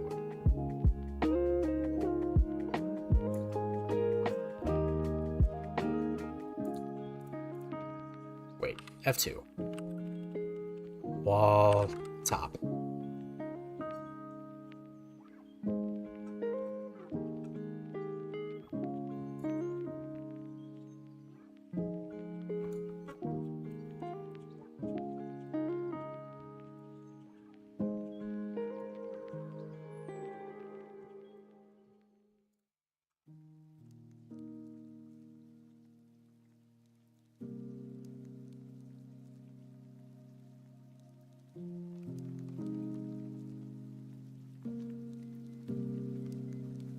there.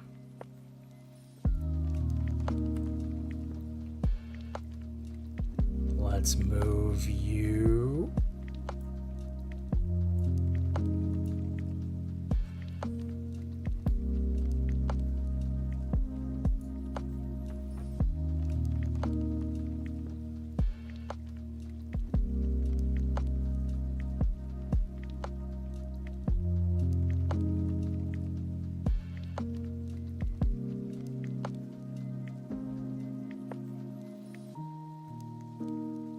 Okay. Wall left.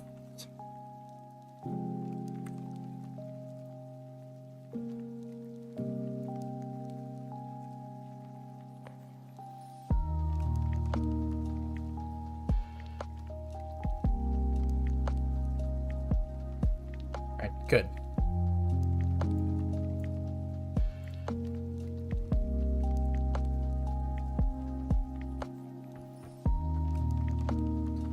Wall right. Okay, so I kind of jumped the gun a bit. Let's see. Select the wall game component. Okay, dupe the wall. Rename the second one wall top. Right after duplicating an object, press the F2 key. That's the tip. Yep. Use the move tool to adjust the duplicate's position to the opposite side of the original wall. I can do that within the rect tool. That actually works pretty damn well, I'd say. Excuse me. Okay. Don't worry, the placement doesn't have to be perfect. It just has to overlap the edge of the play area. Dupe the top wall, then use a combination of the rect and move to create wall left, wall right. What am I working on? I finished the programming in a 3D scene tutorial, Essie Jolly, and now I'm working on working in 2D within this engine, just to see in Unity, just to see how different it is. I tried to do something in Godot to start with, but that didn't work out. So I figure, go back to Unity, work with something I know.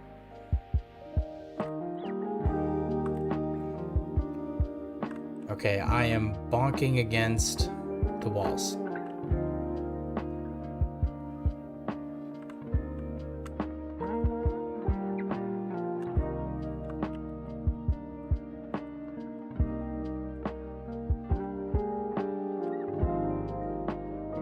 Bonk.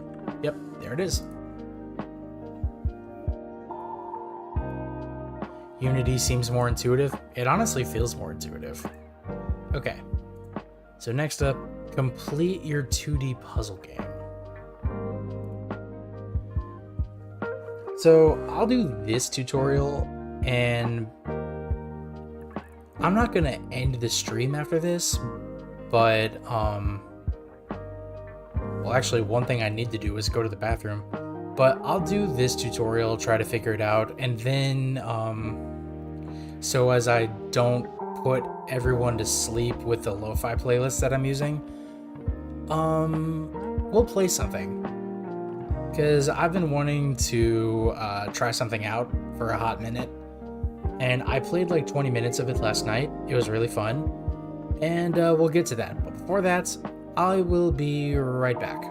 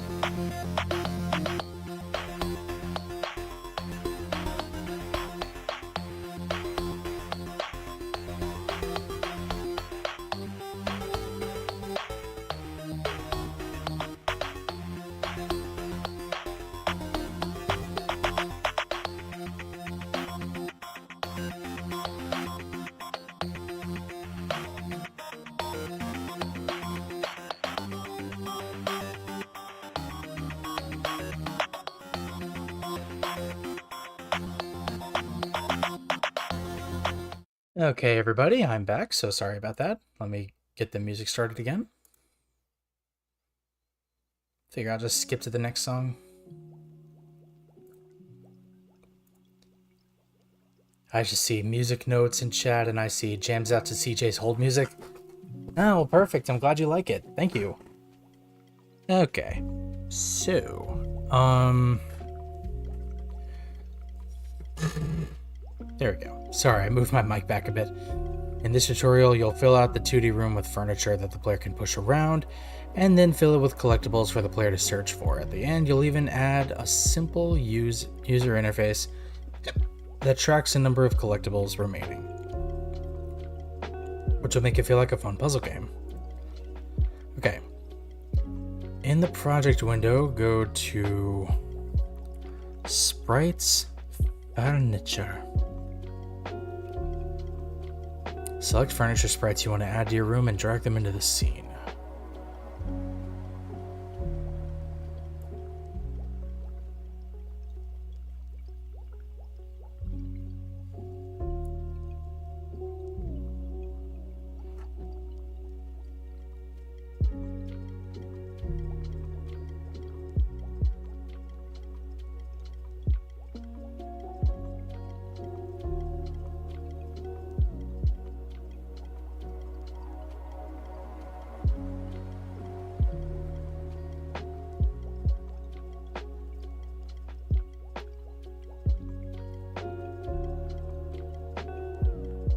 There.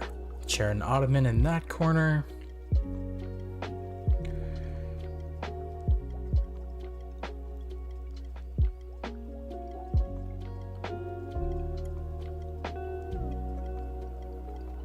Let's do a green dining table here-ish.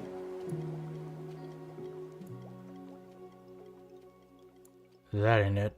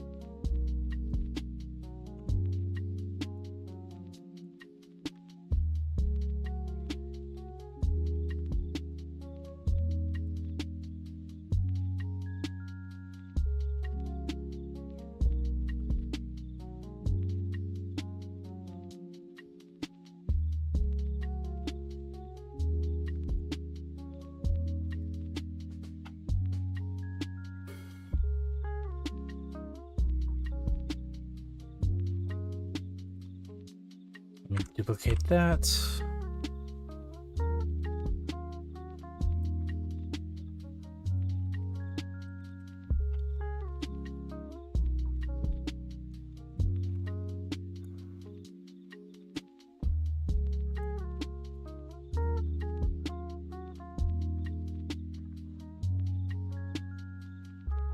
I think I'll push these a little closer.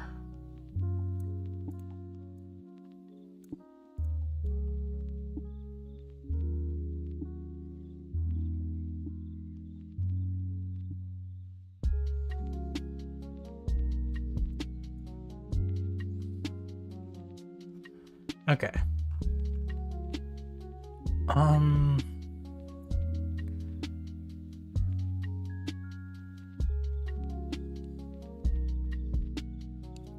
Let's put a sofa here.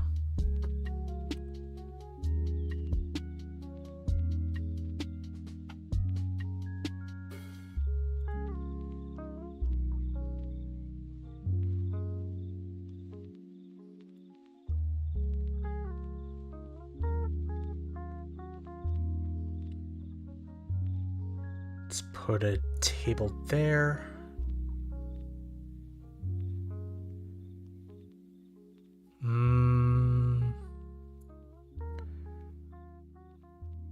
Let's put a lamp here. Put another lamp there.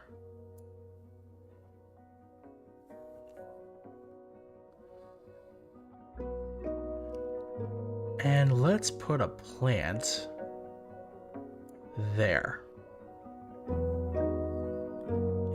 Yeah, that kind of works. Okay,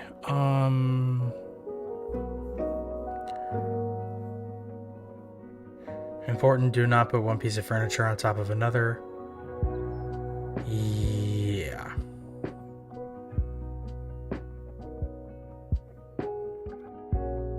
Oh, then I guess I better move these.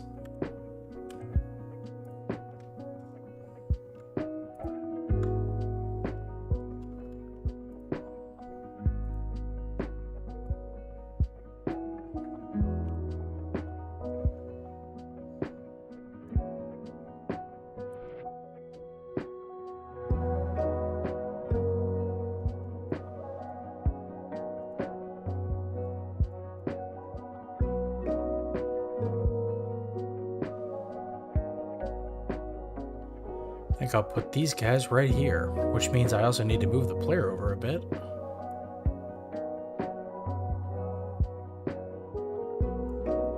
Yeah, that'll do.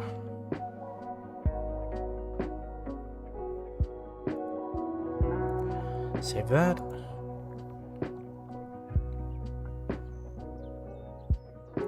Wait, we have rugs?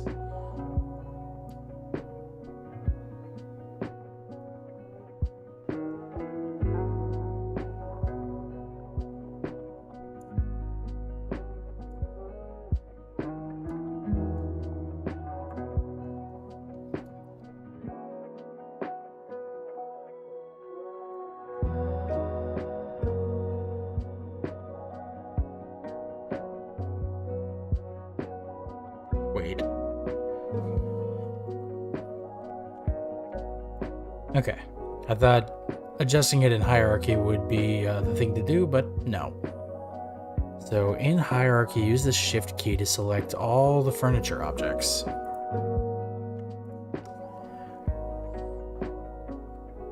Then in the sprite renderer component, order in layer 10.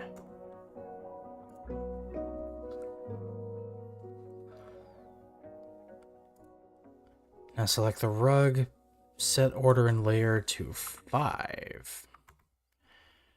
When you space out the layers this way, rather than just using layer 1, 2, 3, etc., it leaves room for additional elements you might want to introduce between the layers later. Yeah, that's done. Note that the rug's pattern repeats as it stretches rather than being distorted. These rugs are set up as 9 sliced sprites, which involves splitting the image into 9 portions so that when you resize the sprite, it keeps the sprite in proportion. Neat. In the hierarchy window, select all furniture objects, not including the rugs, by holding Shift or Control.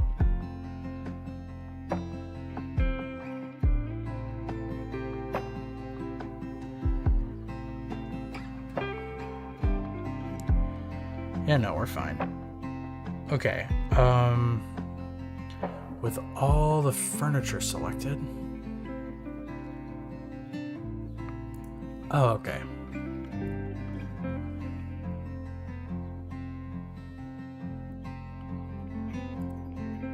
Rigid body 2D. Set gravity scale to 0. So that they don't just all fall out.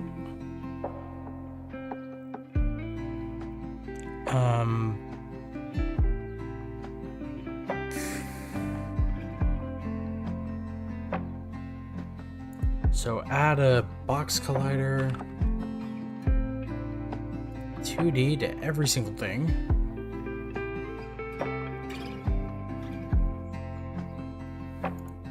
But then, so plant and the 2 lamps.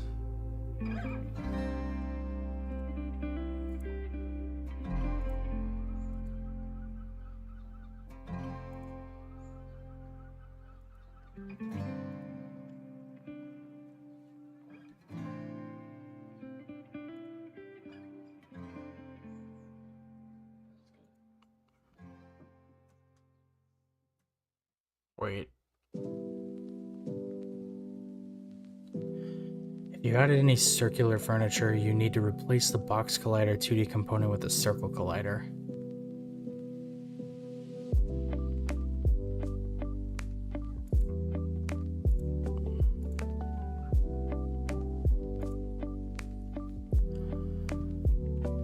Yeah, that works.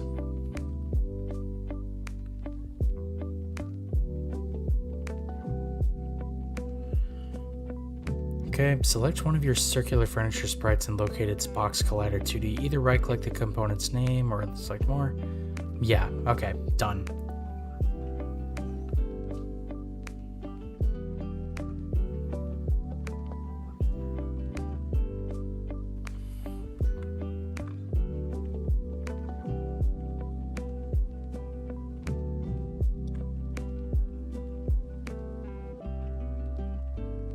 Okay.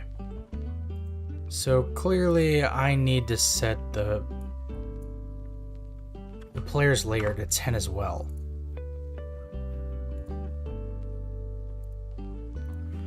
Let me try this again, shall I? Then this way I think it'll go over the rug. Yes.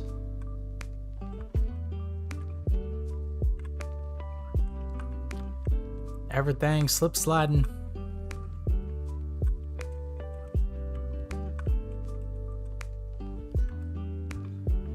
God, what are these ice physics? This is hilarious.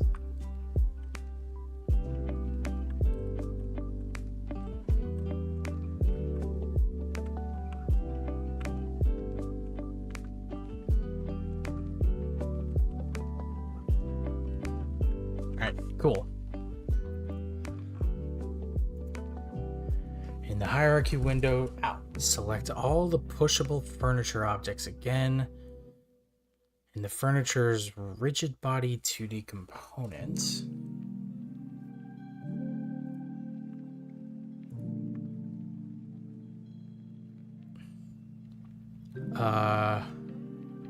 Set linear damping. Let's go 7.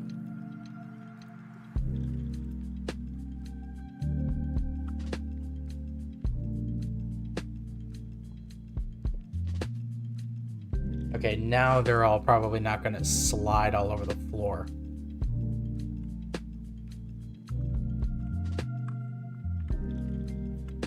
Oh no, they still slide like hell, but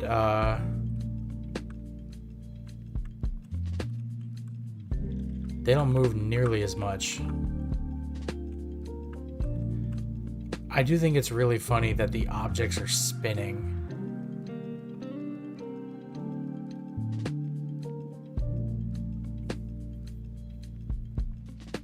Okay, now I need to set angular dampening. 2, let's also go 7.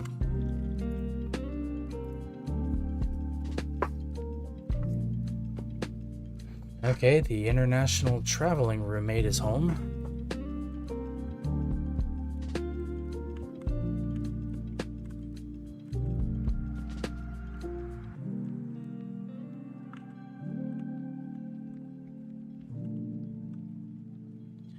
Nifty.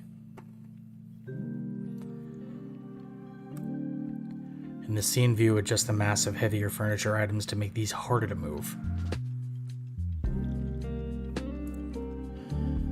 Okay, set the mass of the couch to 10. So the chair and the dining room table, I can set the mass to like 8. The ottoman I can set to 7.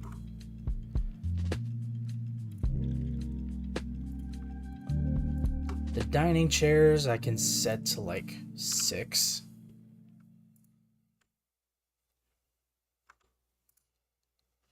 Oh yeah, this I can also set to like 6.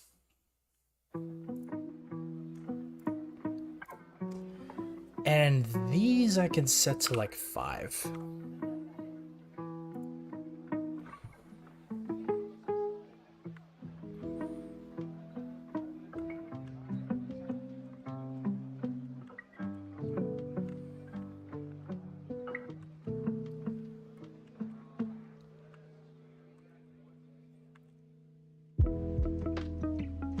Yeah, no, this makes sense actually.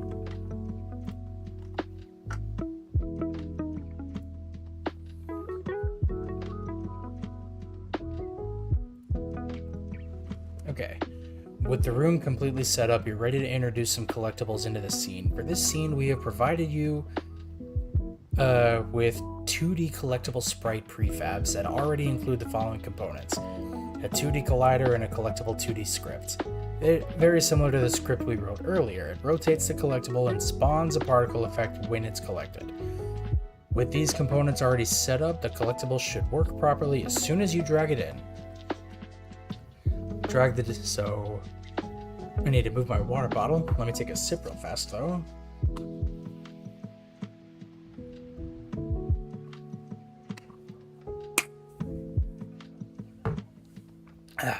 Okay. Unity Essentials, Sprites, Collectibles.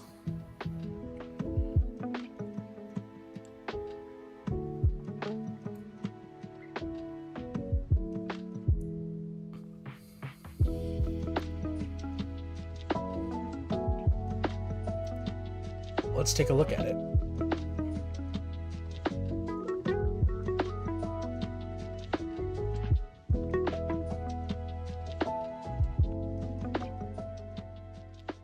I see.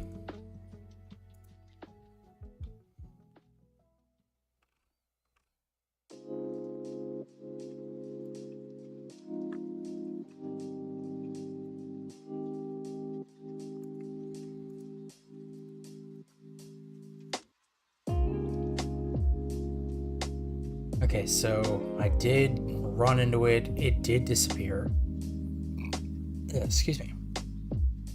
You'll notice that the collectible is destroyed and a VFX object spawns.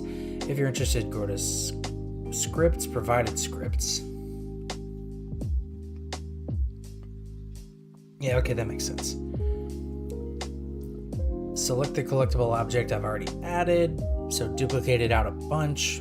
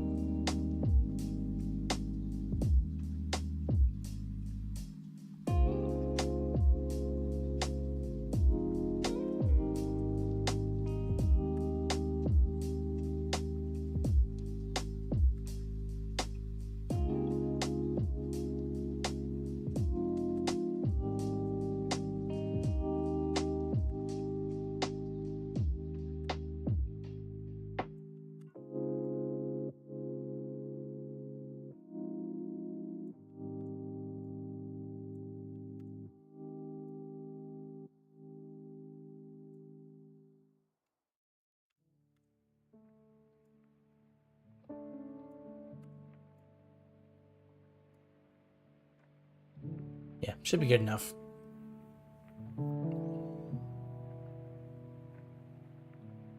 Continue duplicating the collectible and placing, yep. Now we just test the level. And see if I can't collect them all.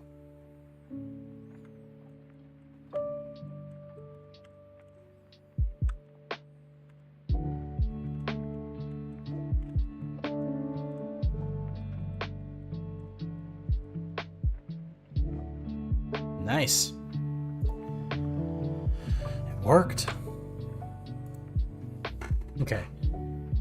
Select all the pushable furniture. All right, so we're creating an empty thing for that.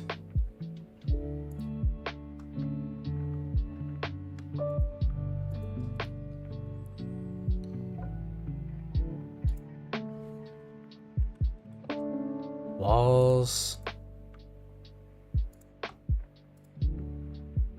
Create empty parent.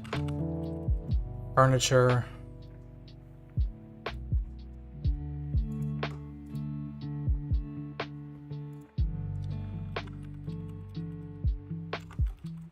collectibles.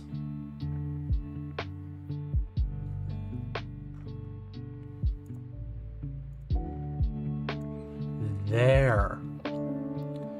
Since your rugs are distinct from the pushable furniture, create a new parent game object for them named something like static decorations or rugs. Yeah, got it. In the project window, navigate to Unity Essentials Prefabs UI.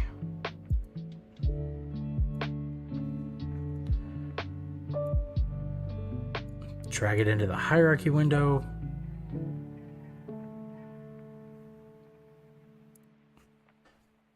Okay.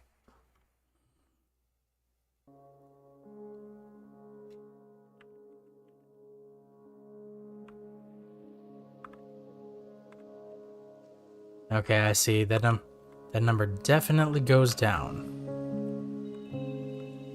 But why is it so obstructive?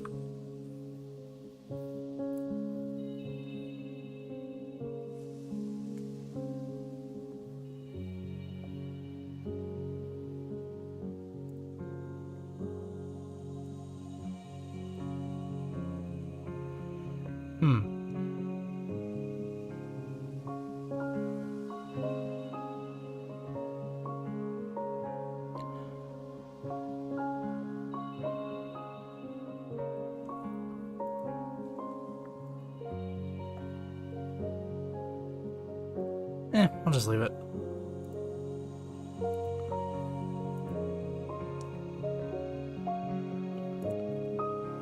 Okay, so that's the,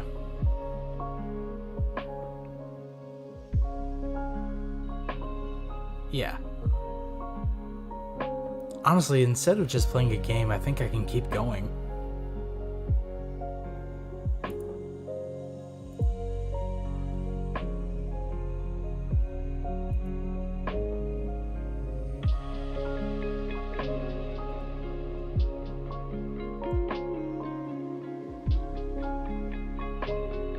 In this tutorial, you'll use the sprite editor to make an animated 2D cat or dog and add your new pet to the living room. Okay.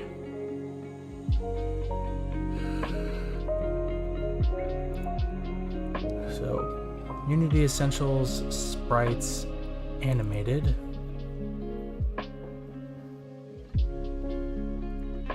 Okay, Sprite Sheet Cat. Okay, you know what? We're going with the dog. The dog is cuter. In this particular instance. If it was a sprite of a big cat, I wouldn't have an attitude, but... like, that's a little beagle. It's adorable. In the inspector window, change the sprite mode from single to multiple. Then select where is applied. There's apply. Open the sprite editor. Look, it's just a little puppy dog. Look at that beagle. Adorkable. Love it. Okay. From the slice drop down. Slice? Where?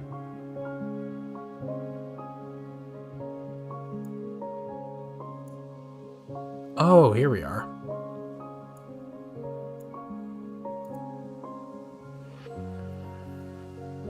Okay.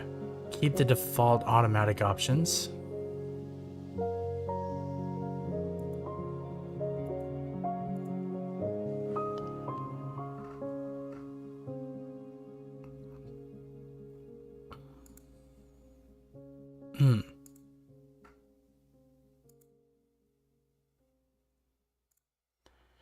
You'll see new gray rectangles around the individual sprites. If the slice dropdown is grayed out, you might have missed that instruction. No, we're good. Select apply. In the project window, expand the sprite sheet cat or dog assets to reveal the individual sprites that make up the sprite sheet.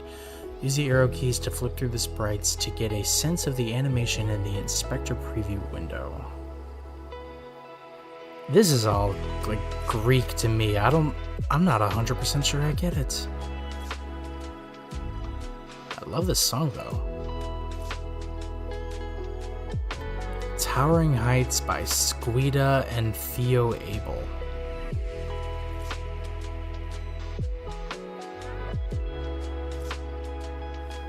But I think I'm gonna just go to the next song. Too hopeful.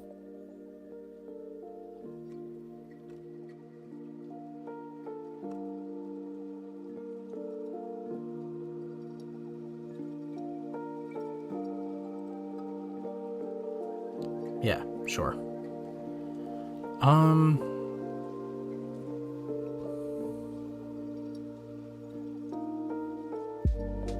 Oh, close it. In the project window, expand this.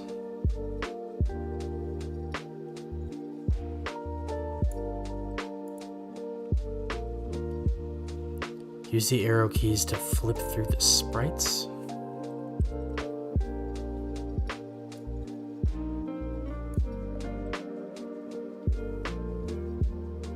What?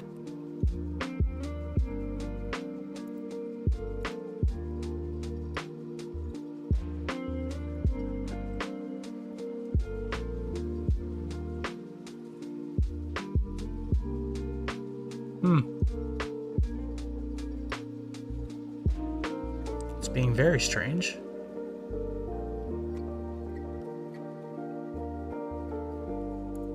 Well, okay. Use the shift.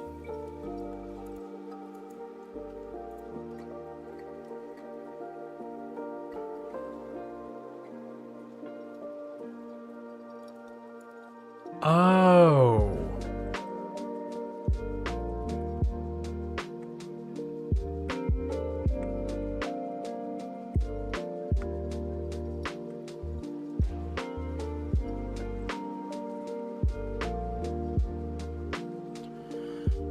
Select all 8 of the individual sprites, then drag them into the hierarchy.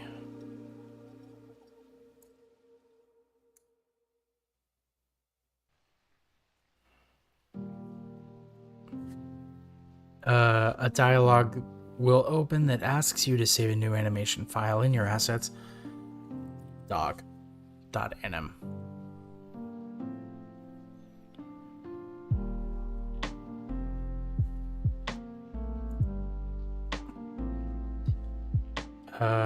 Dog. He needs to be 10 in the layer.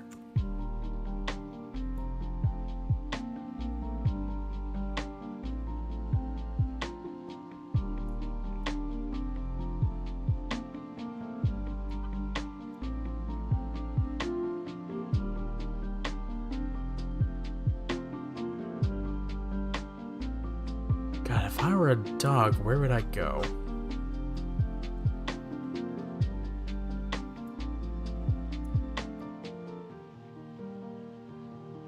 I guess right here. Okay. Just like with the furniture, set the order layer to 10.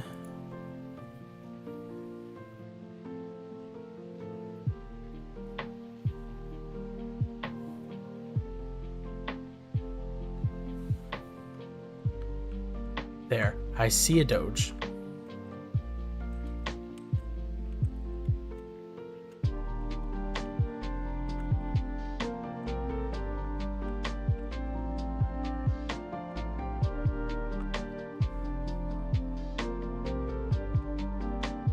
But the dog himself has no... Do I need to put a rigid body on him?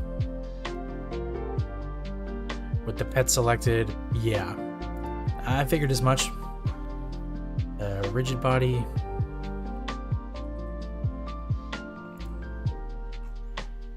And circle.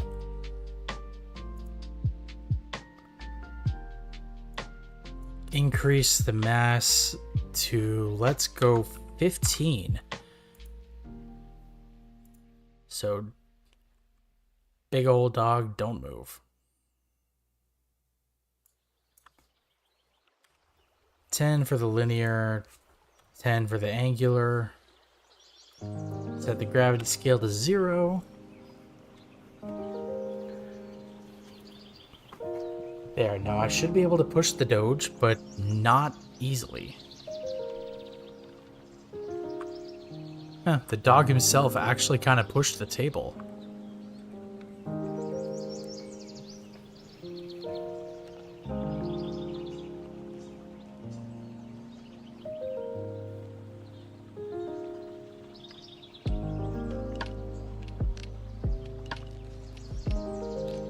Can't really see the dog beyond this window anymore.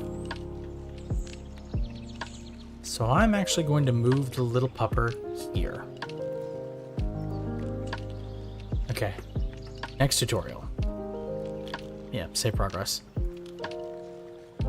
More things to try. Easy, play around with sprite colors.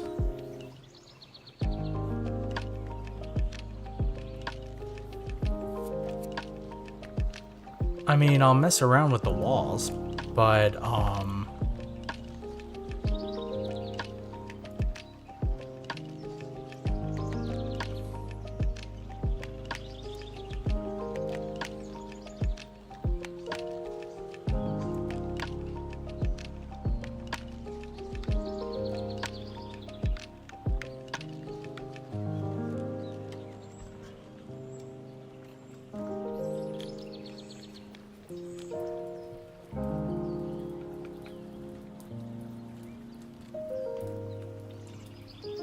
yeah. Yeah, these things are not visible in the scene, but, it works in a way.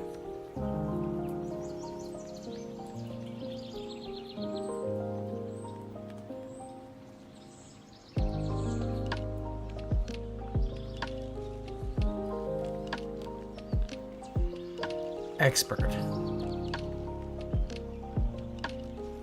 Research Sokoban level?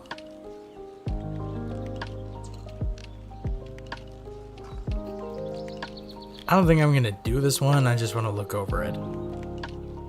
Duplicate your existing scene to experiment with level design. That way, if you don't like your changes, you have a saved copy of the OG. It can be overwhelming to think about level design when you already have a bunch of stuff in the scene. Try moving all the furniture off to the side and starting fresh. Rearrange the collectibles and the furniture in the room in a way that makes it more fun and challenging to play. You might need to make some furniture objects immovable by removing their rigid body 2D component in order to make the level more challenging. Yeah, I'm gonna leave it. Yeah, these quizzes straight up don't work.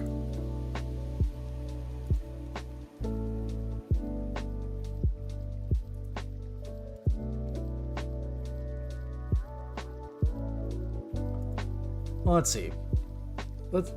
I've still got time. Why don't I just do the entire rest of this?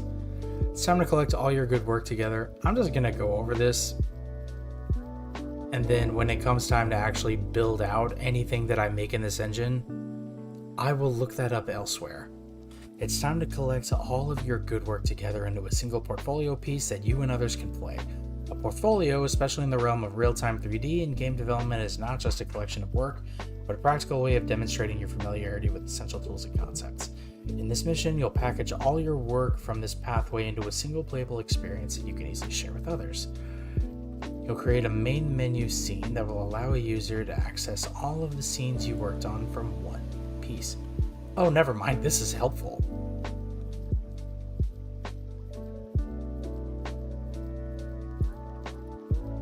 Save. Scenes. Main menu. If you are still... Okay, so exit out of that.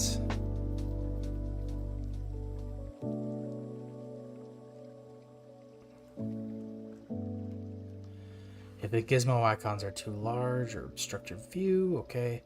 Explore the scene and its contents.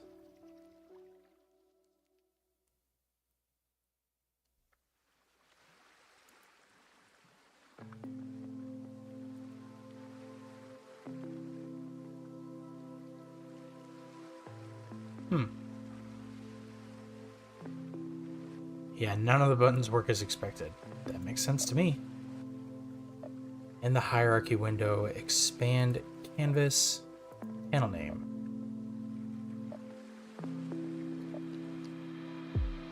Name text.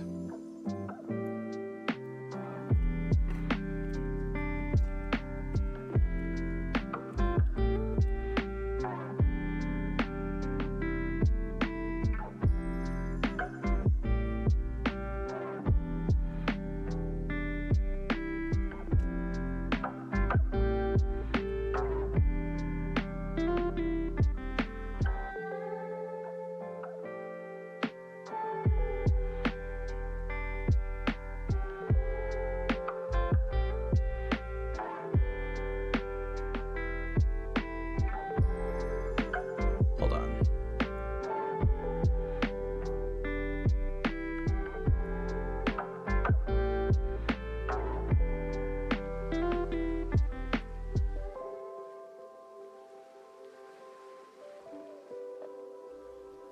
It's fine. Locate the Text Mesh Pro Text UI. Yeah, okay. So design the menu scene. To design this scene more efficiently, try positioning the game view and scene windows side by side.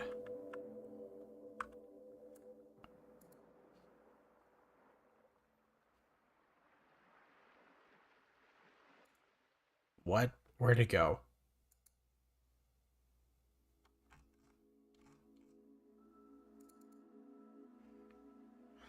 Okay, that's better.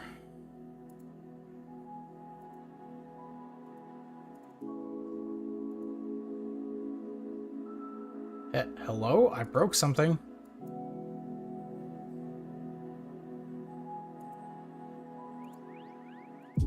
There.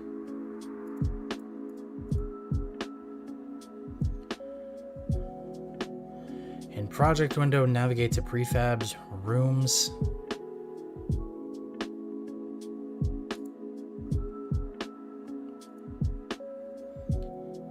And drag one of the room prefabs into your scene.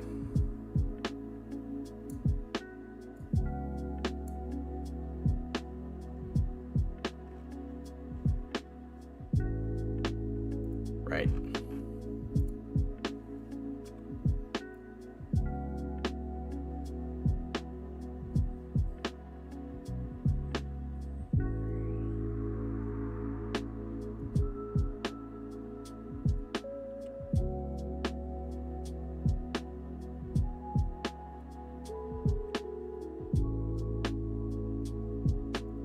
Right, so what would that look like?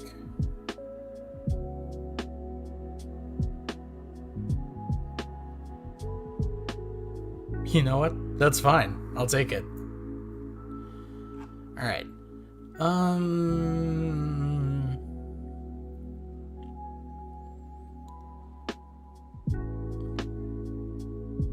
Yeah. Wait, no. 0, 0, 0. Yeah. All right, that's fine.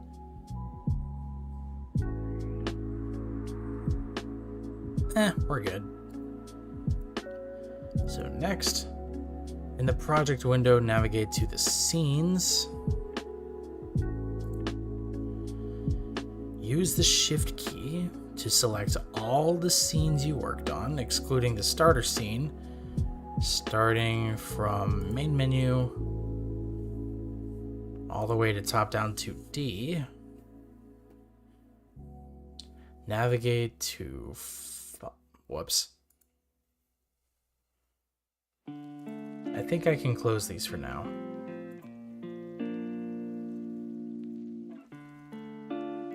Hang on, I kind of want to go back to that other song.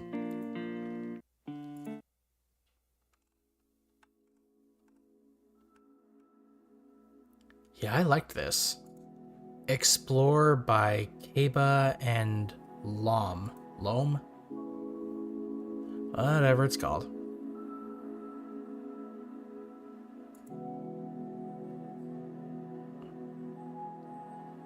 Okay.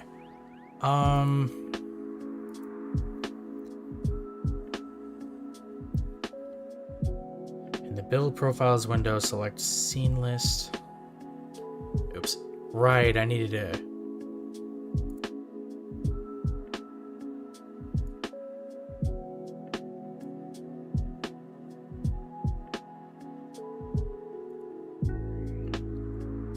Okay. Select scene list from the platforms panel. If there are any scenes already present in the scene list section, there are not. Select them and press the delete key. I don't have to, we're good. Drag the selected scenes from the project window directly into the scene list section.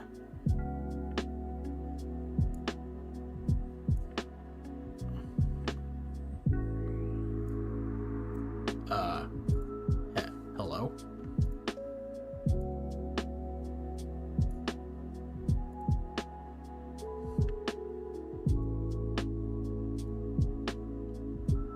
Okay, there we go. Okay, enter play mode again to test the scene select navigation.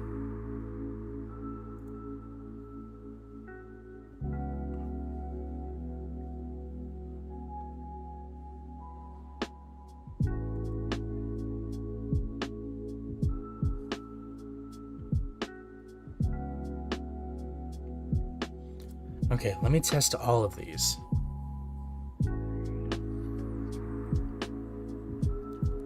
Kids Room 3D. Yeah, that works.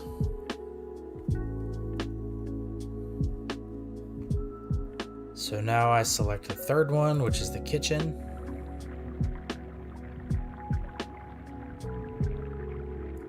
Yeah, dope. Okay, I just need to keep testing this. Living room.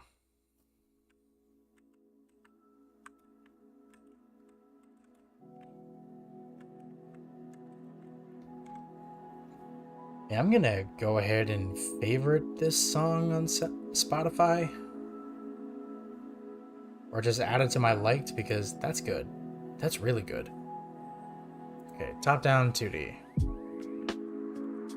I spy the Doge.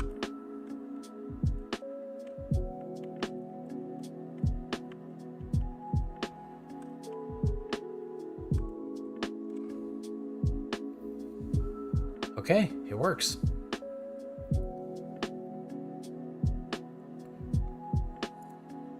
Okay, open build profiles.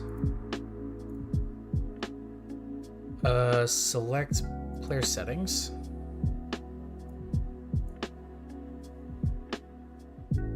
Within the player settings, set your company name and product name.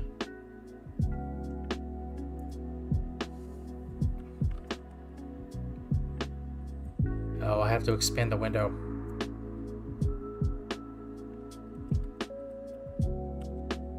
Gonna call the company name P&E Productions.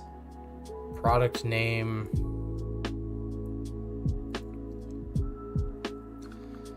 CJ Learns Unity or whatever. Okay, so then after that, to set your app's icon, select where there is currently no image.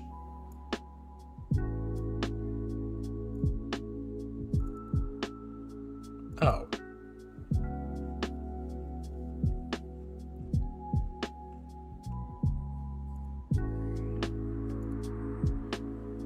Default cursor I may just leave. Oh, try searching for icon to find some good options.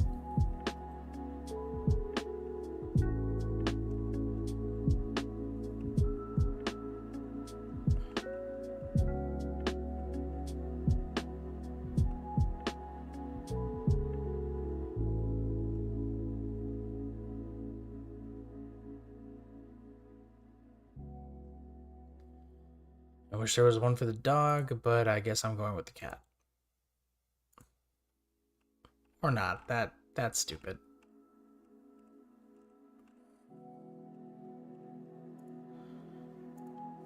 Take the lamp. Okay, navigate to resolution and presentation. Select windowed mode.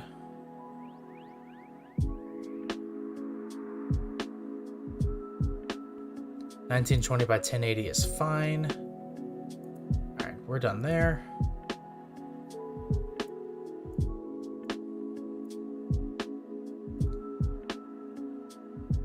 Yeah, I don't want to publish it to WebGL. Challenge, add a bonus scene.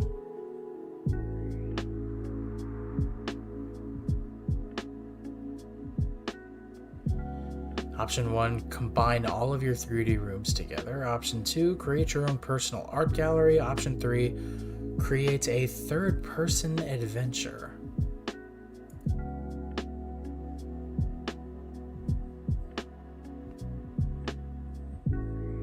Huh, interesting.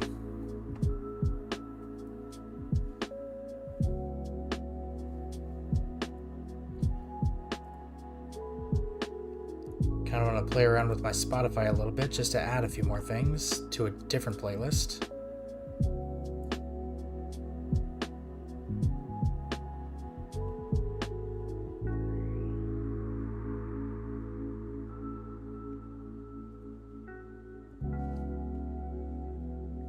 Okay, I'm gonna queue up the very last song in the playlist because this is what got me to search it on Spotify and what I was listening to for a few hours. It's really fun. Made by the same artist, too. Huh, no wonder I like it.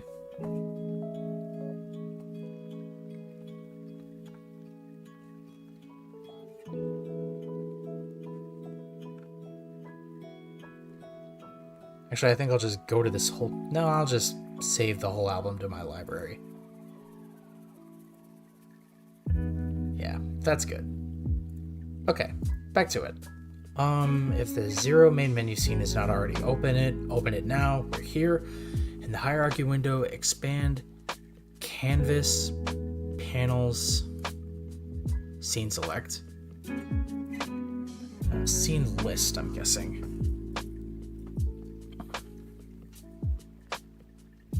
Yeah. Okay, bonus button. Or bonus button. Yeah. At the top of the inspector window, use the checkbox to activate the game object.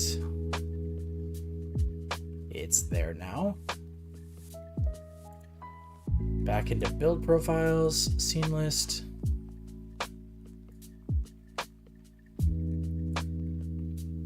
There.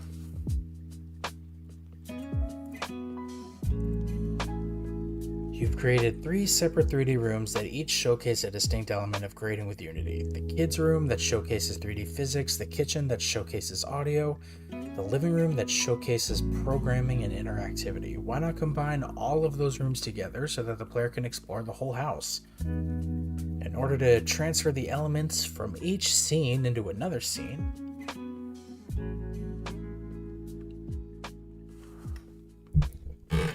I'm moving this down a bit. Open the child's room scene.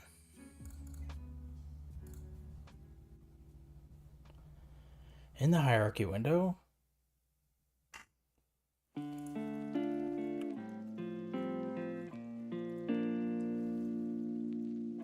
I'm gonna skip this one. What is this one? I Hope This Never Ends by J-Hove and Kokoro. I like their individual stuff.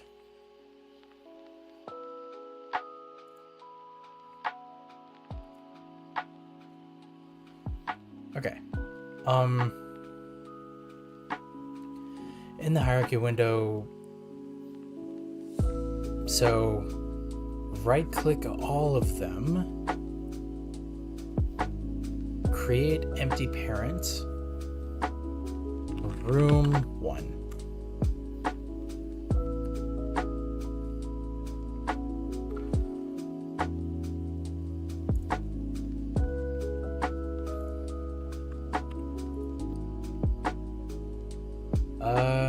Create empty parents. Room 2.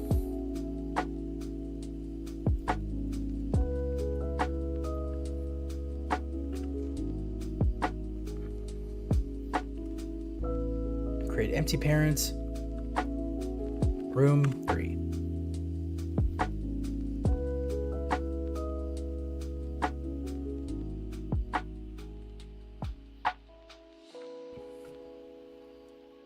Oh.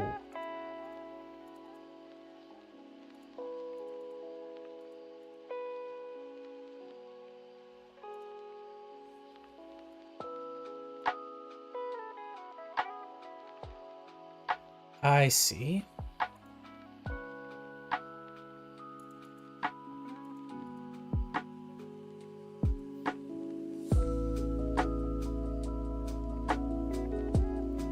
So now I need to go back into the living room. Back to my prefabs. Drag. Hello. Drag this in. Alright. And now.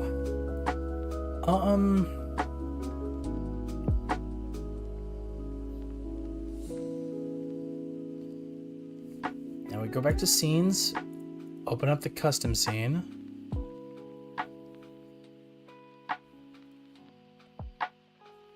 Drag all 3 prefabs into the scene.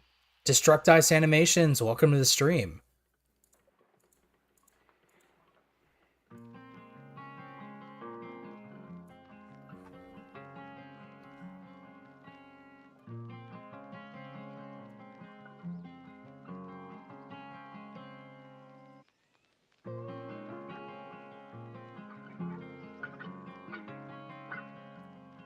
That's why.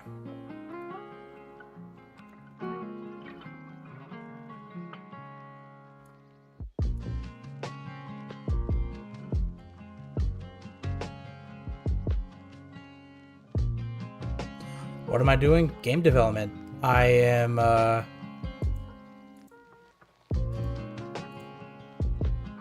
using I'm learning how to develop in Unity.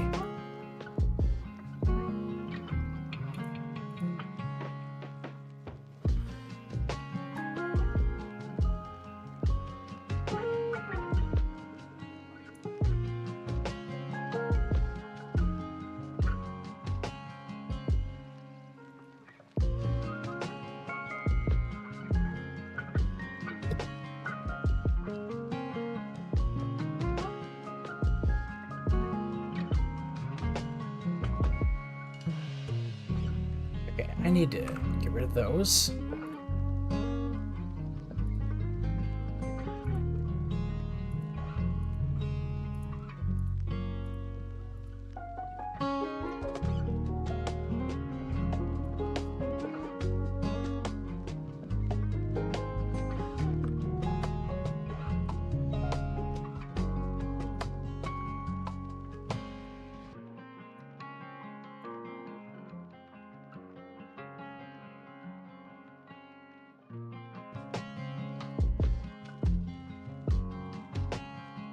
Okay.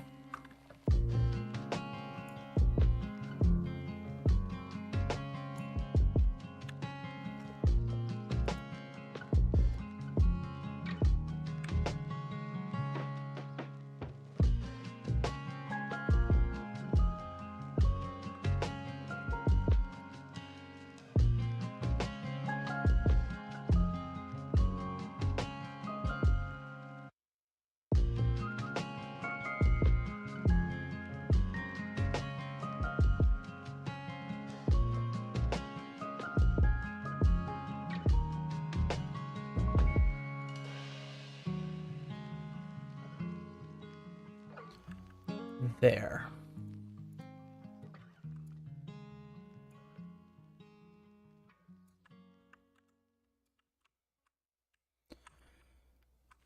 Demonic Fang 88, welcome to the stream.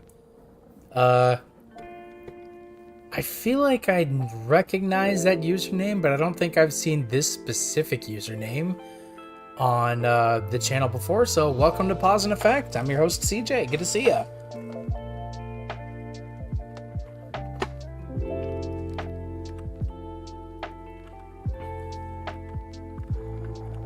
And as for what I'm making, I'm running a tutorial for how to like develop in Unity.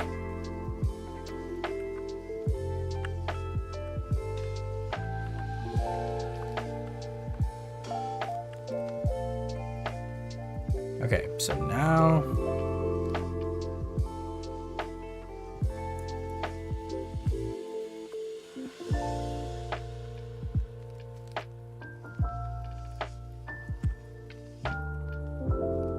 wait, I like this song. What is this? Frozen Over by N Love and Softy. This is a nice song. I quite like it. Excuse me.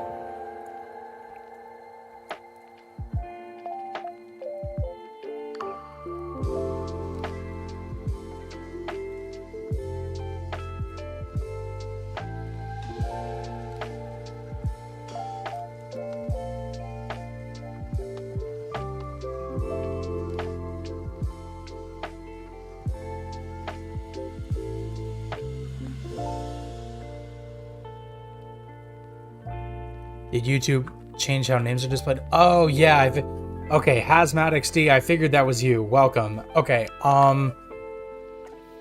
yeah, YouTube is now really trying to push YouTube is really trying to push usernames and like handles as opposed to display names now. I couldn't tell you why, but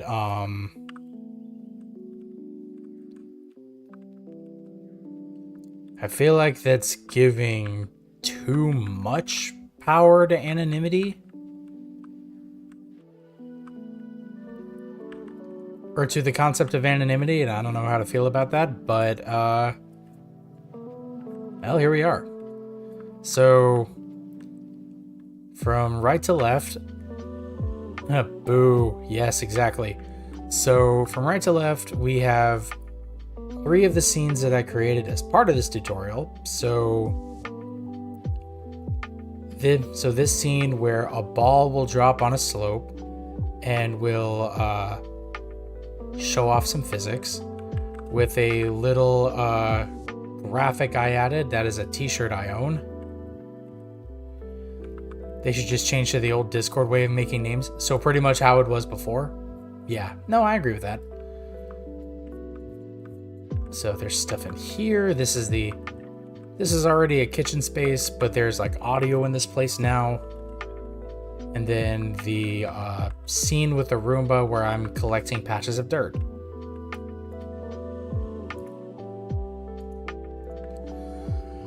Okay. Customize your newly combined rooms to your liking. Rotate the door so that the players can easily move. Okay, right.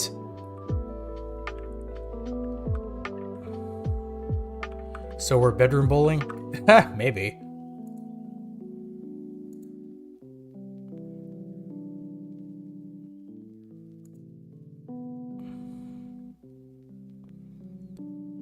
Okay. Oh shit, you're doing AI? No, absolutely not. There was a tutorial to like do generative AI, and I'm like, absolutely not. You're out of your fucking mind. No way in actual hell am I doing that.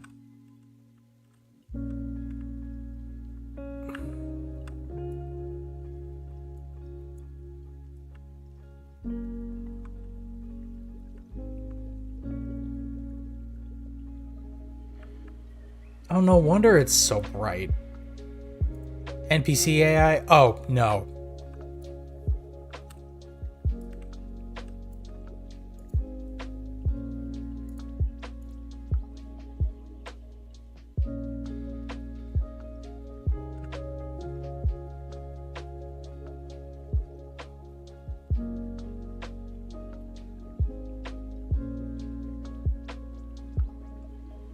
For the Roomba? Oh no! In one of the scenes, the Roomba was actually the player. Here, let me save this and I'll show you.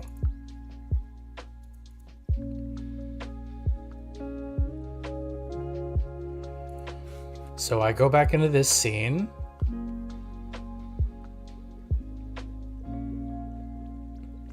And look, I'm a Roomba.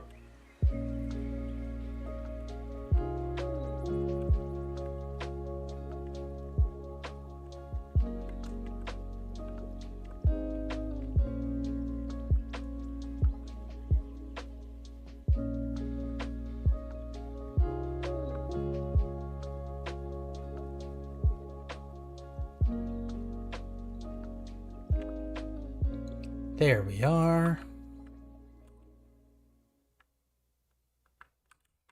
All right, I forgot I added a jump button to the Roomba.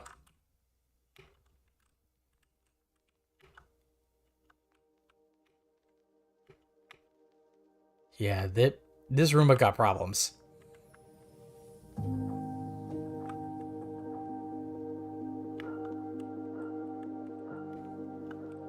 Yeah.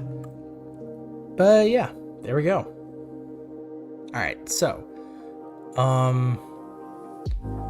go back to the bonus custom scene.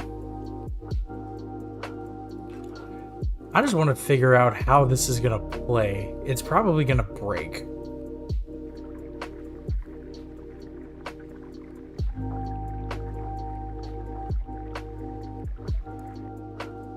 Okay, so it only did that. Alright. So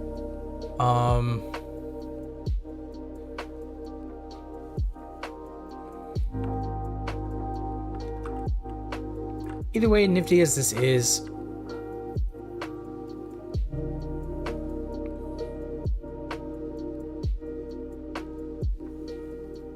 I don't know.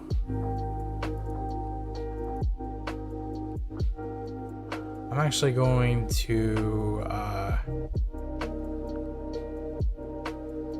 get rid of this camera. I'm going to get rid of that camera. And the camera is already parented to the player, so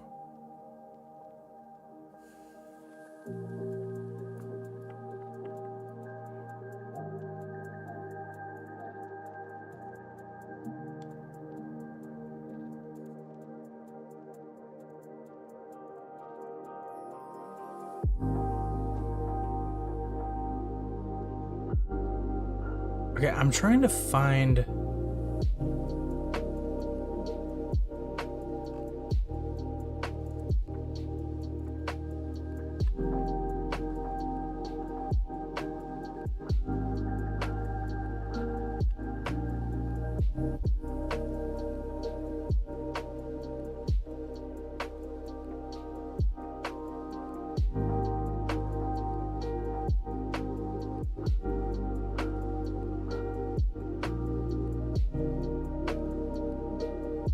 oh, okay. You should remake that old Windows 98 maze screensaver, but you're the Roomba finding dirt patches. Oh, that would be great. Granted, I'm not that talented, but... Okay, so I need to go... Okay, scripts.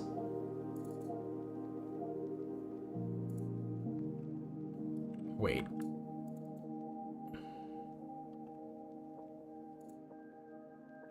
Okay, so it's on the overarching door object.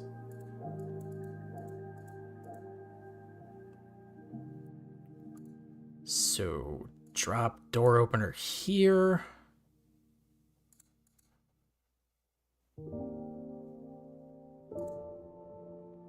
There. So if all goes according to plan, then I should be able to be in control of the Roomba when we start. Oh, this is gonna take a while.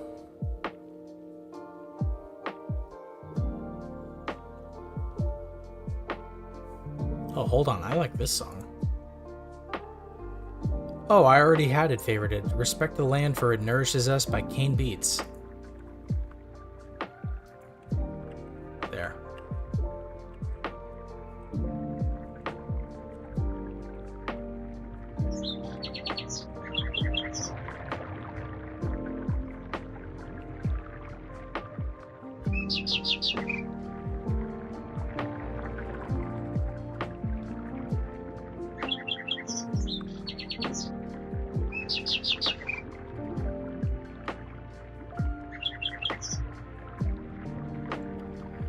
You're already partway there, you just need to make a bunch of walls and a game object to hold a script checking for remaining dirt in the scene. I mean, you're right. Oh god, I went under. Right, I can jump.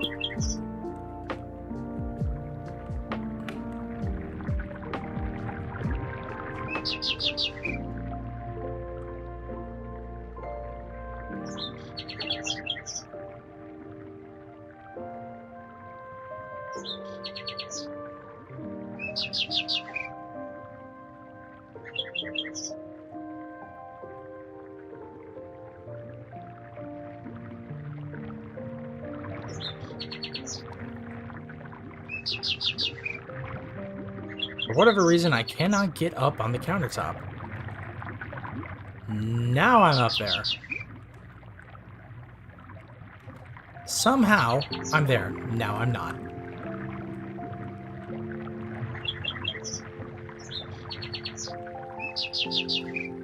Okay. That bird sound effect is pissing me the fuck off.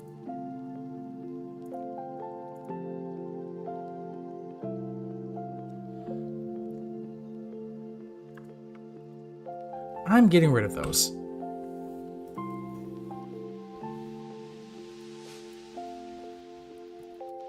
Okay.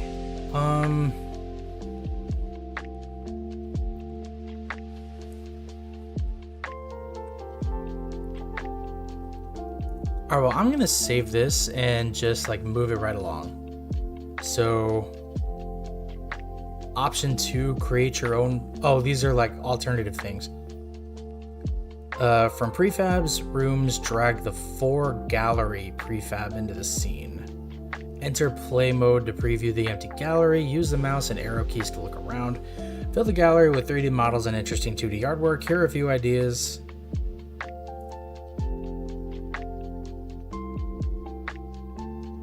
I can see you making this into the epic Roomba adventure. Ah, you know what? That's an idea for a first Unity game.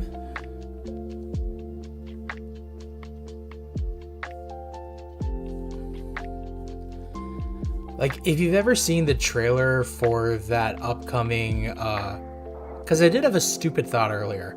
If you've ever seen the trailer for that upcoming game that's coming out in 2026 called Denshattack, Denshattack, which is,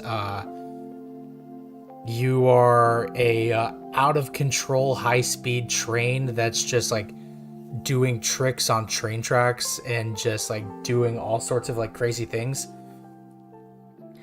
In that same vein, I thought of Roombattack, Roombattack, where you're like a super frenetic, high speed, like super action Roomba that's just attempting to collect every like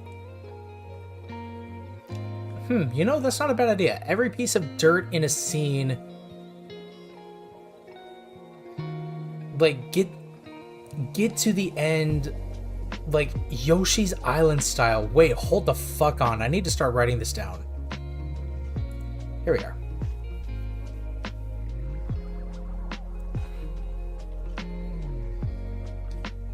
If Opera GX wants to fucking work,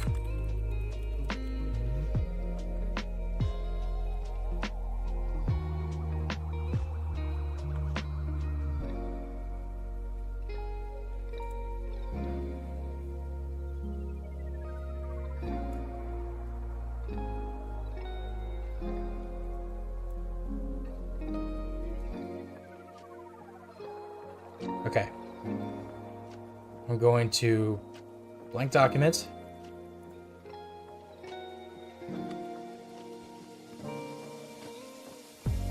Project Room Attack. You getting that, Patrick? Write that down. Write that down. Okay.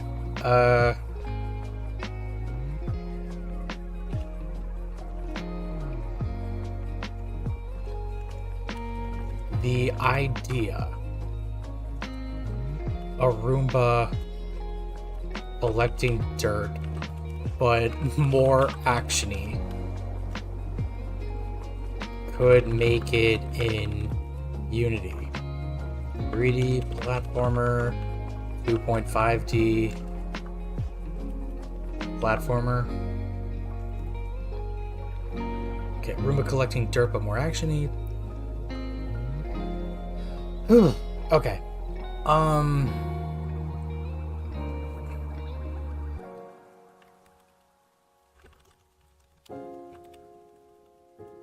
Yoshi's Island style collectathon.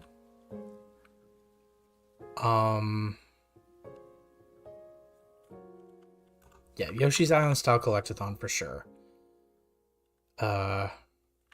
Speed your way through levels. Collect dirt.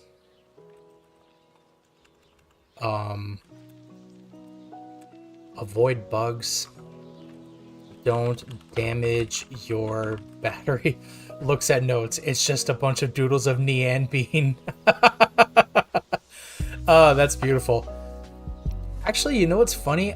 I was considering, because crazily enough, my 3-year streaming anniversary is coming up on December 10th.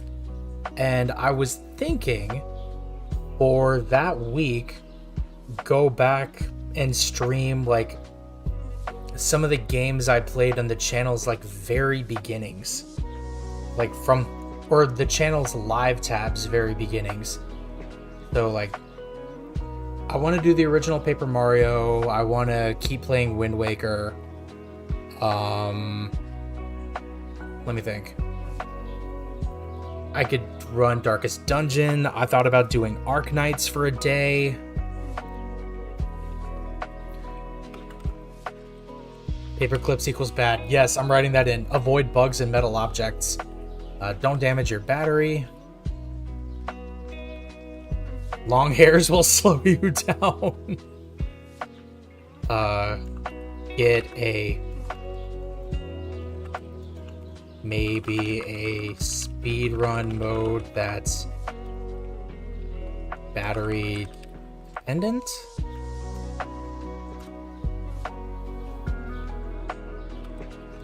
High speed platformer type game. Mega Man Zero, Dench Attack. What's another example of a platformer where you kind of have to move at like super high speeds? I wanted to say New Super Mario Brothers, but that's not all that fast.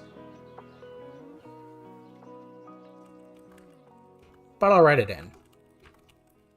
New Super Mario Brothers?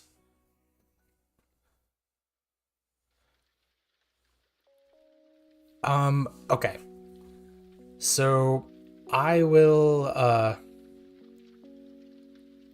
empty your dirt canister at a save at a checkpoint. I guess I was imagining this more in Yoshi's Island style, where how do I put this?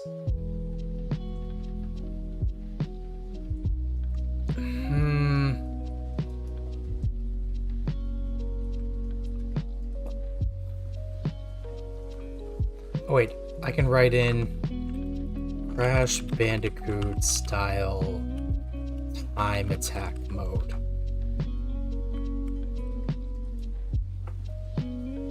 Okay, empty your dirt canister to save it at checkpoint.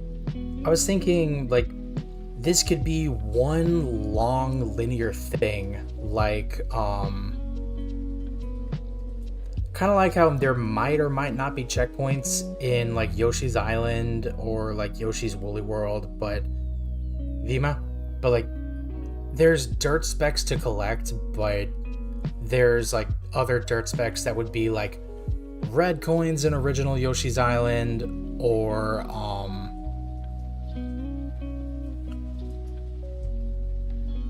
like the red gems from Yoshi's Woolly World. I kind of want to play Yoshi's Crafted World on stream too. I kind of want to give that game another chance, because I tried playing it in 2019 when it released, and I thought that game was boring, but I never sold it. Because I'm like, I will redeem myself on this game one day. One day. Like, now is not that time. And then 6 fucking years have passed. But,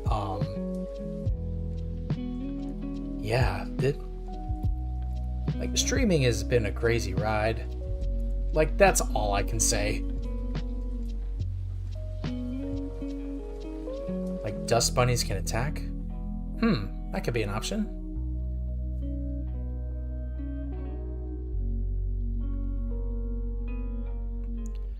Treated canister like a collectathon. Once you've collected enough dirt in the level, you can open the next area by depositing the dirt in a home station. Oh, I like that. Okay,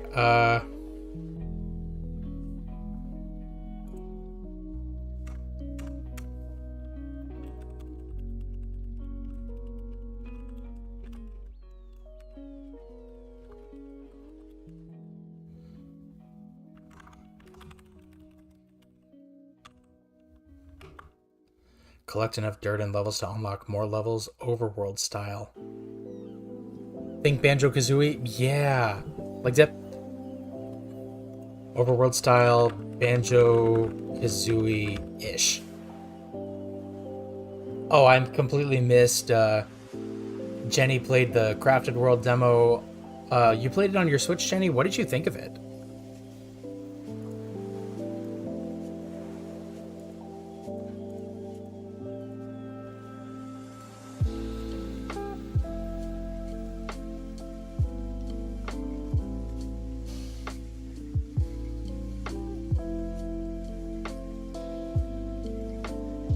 Style platforming progression, speed your way through levels, collect dirt, avoid bugs and metal objects, don't damage your battery.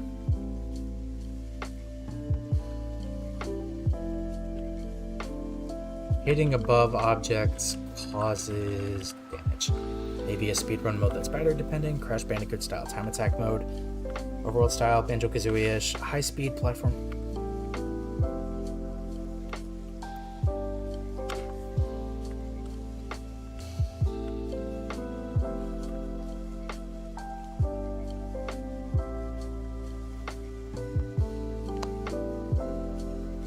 You have very little point of reference when it comes to playing games.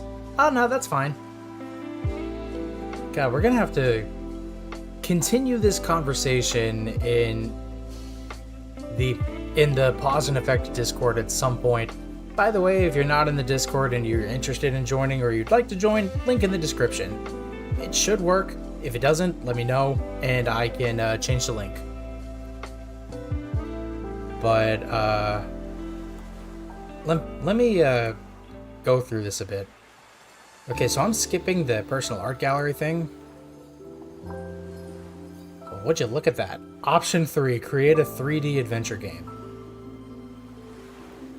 It's okay, I'll watch it be played. Okay, that's fine by me. Oh, Essie Jolly, you're heading off? Then I will catch you on the next stream. Have a great rest of your night. Okay. Huh. So I'll have to look at that later. There's like player character prefabs that I can use. Shameless plug alert. Well, why wouldn't I shamelessly plug? It's my stream. Okay, so there's a race car, there's a taxi race car, there's a dump truck, a little mousey, the Roomba, a different Roomba, a little train, and there's a UFO. Wow.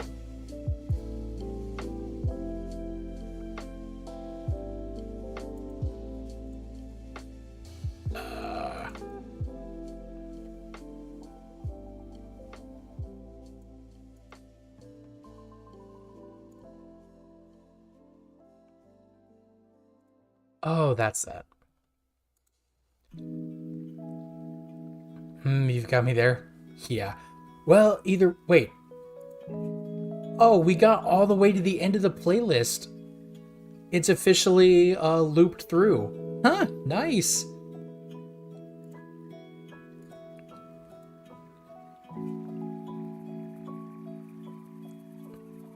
Oh, whoops. There we go.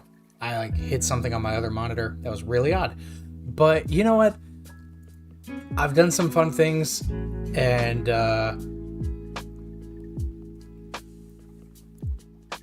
officially now we have an idea. I'm not gonna say like officially because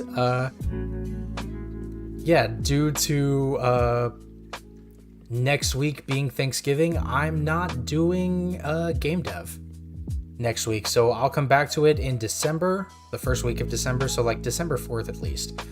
But from there, maybe we can start progress into this nifty little Roomba style game. Maybe, I'm thinking. But I definitely have some things to think about. I definitely also need to see if I can. Hope we helped get the creativity flowing. Oh, 100%. Like, I am, like, I can feel the flow state evolving. But, okay, I just looked up and I saw I claim all royalties. I mean, if you want to help develop it, you can. If any of you want to help develop it, you can. But, I gotta see about, like, grabbing some of these assets from this project file. Either that or, attempting to see exactly what I can find that's out there. But for the time being, hold on. That's going to be the end of the stream, everybody. Thank you all so much for tuning in. Roomba with lasers. Write that down. Roomba with lasers? Feasible? Would it fit with the game? It's something to think about. Ooh! Maybe as a final boss encounter. Alright. Well, either way, if you liked what you saw, please consider liking, commenting, subscribing, and ringing the bell to get notified every time I upload and go live. Thank you for tuning in to my other videos and my shorts. That really means a lot to me. I've got more coming, so please stay tuned for those. And oh, I gained 2 more subscribers as of this stream. I'm up to 597. 3 more until 600. Oh man, I'm excited. So then tune in tomorrow. I'm actually going to be playing Kirby Air Riders for the very first time. That's the new Kirby Air Ride game that just came out today, and I'm going to be playing it tomorrow. It's going to be a great time. Very much a blast into the past, with a lot of new and a lot of old, but mostly new.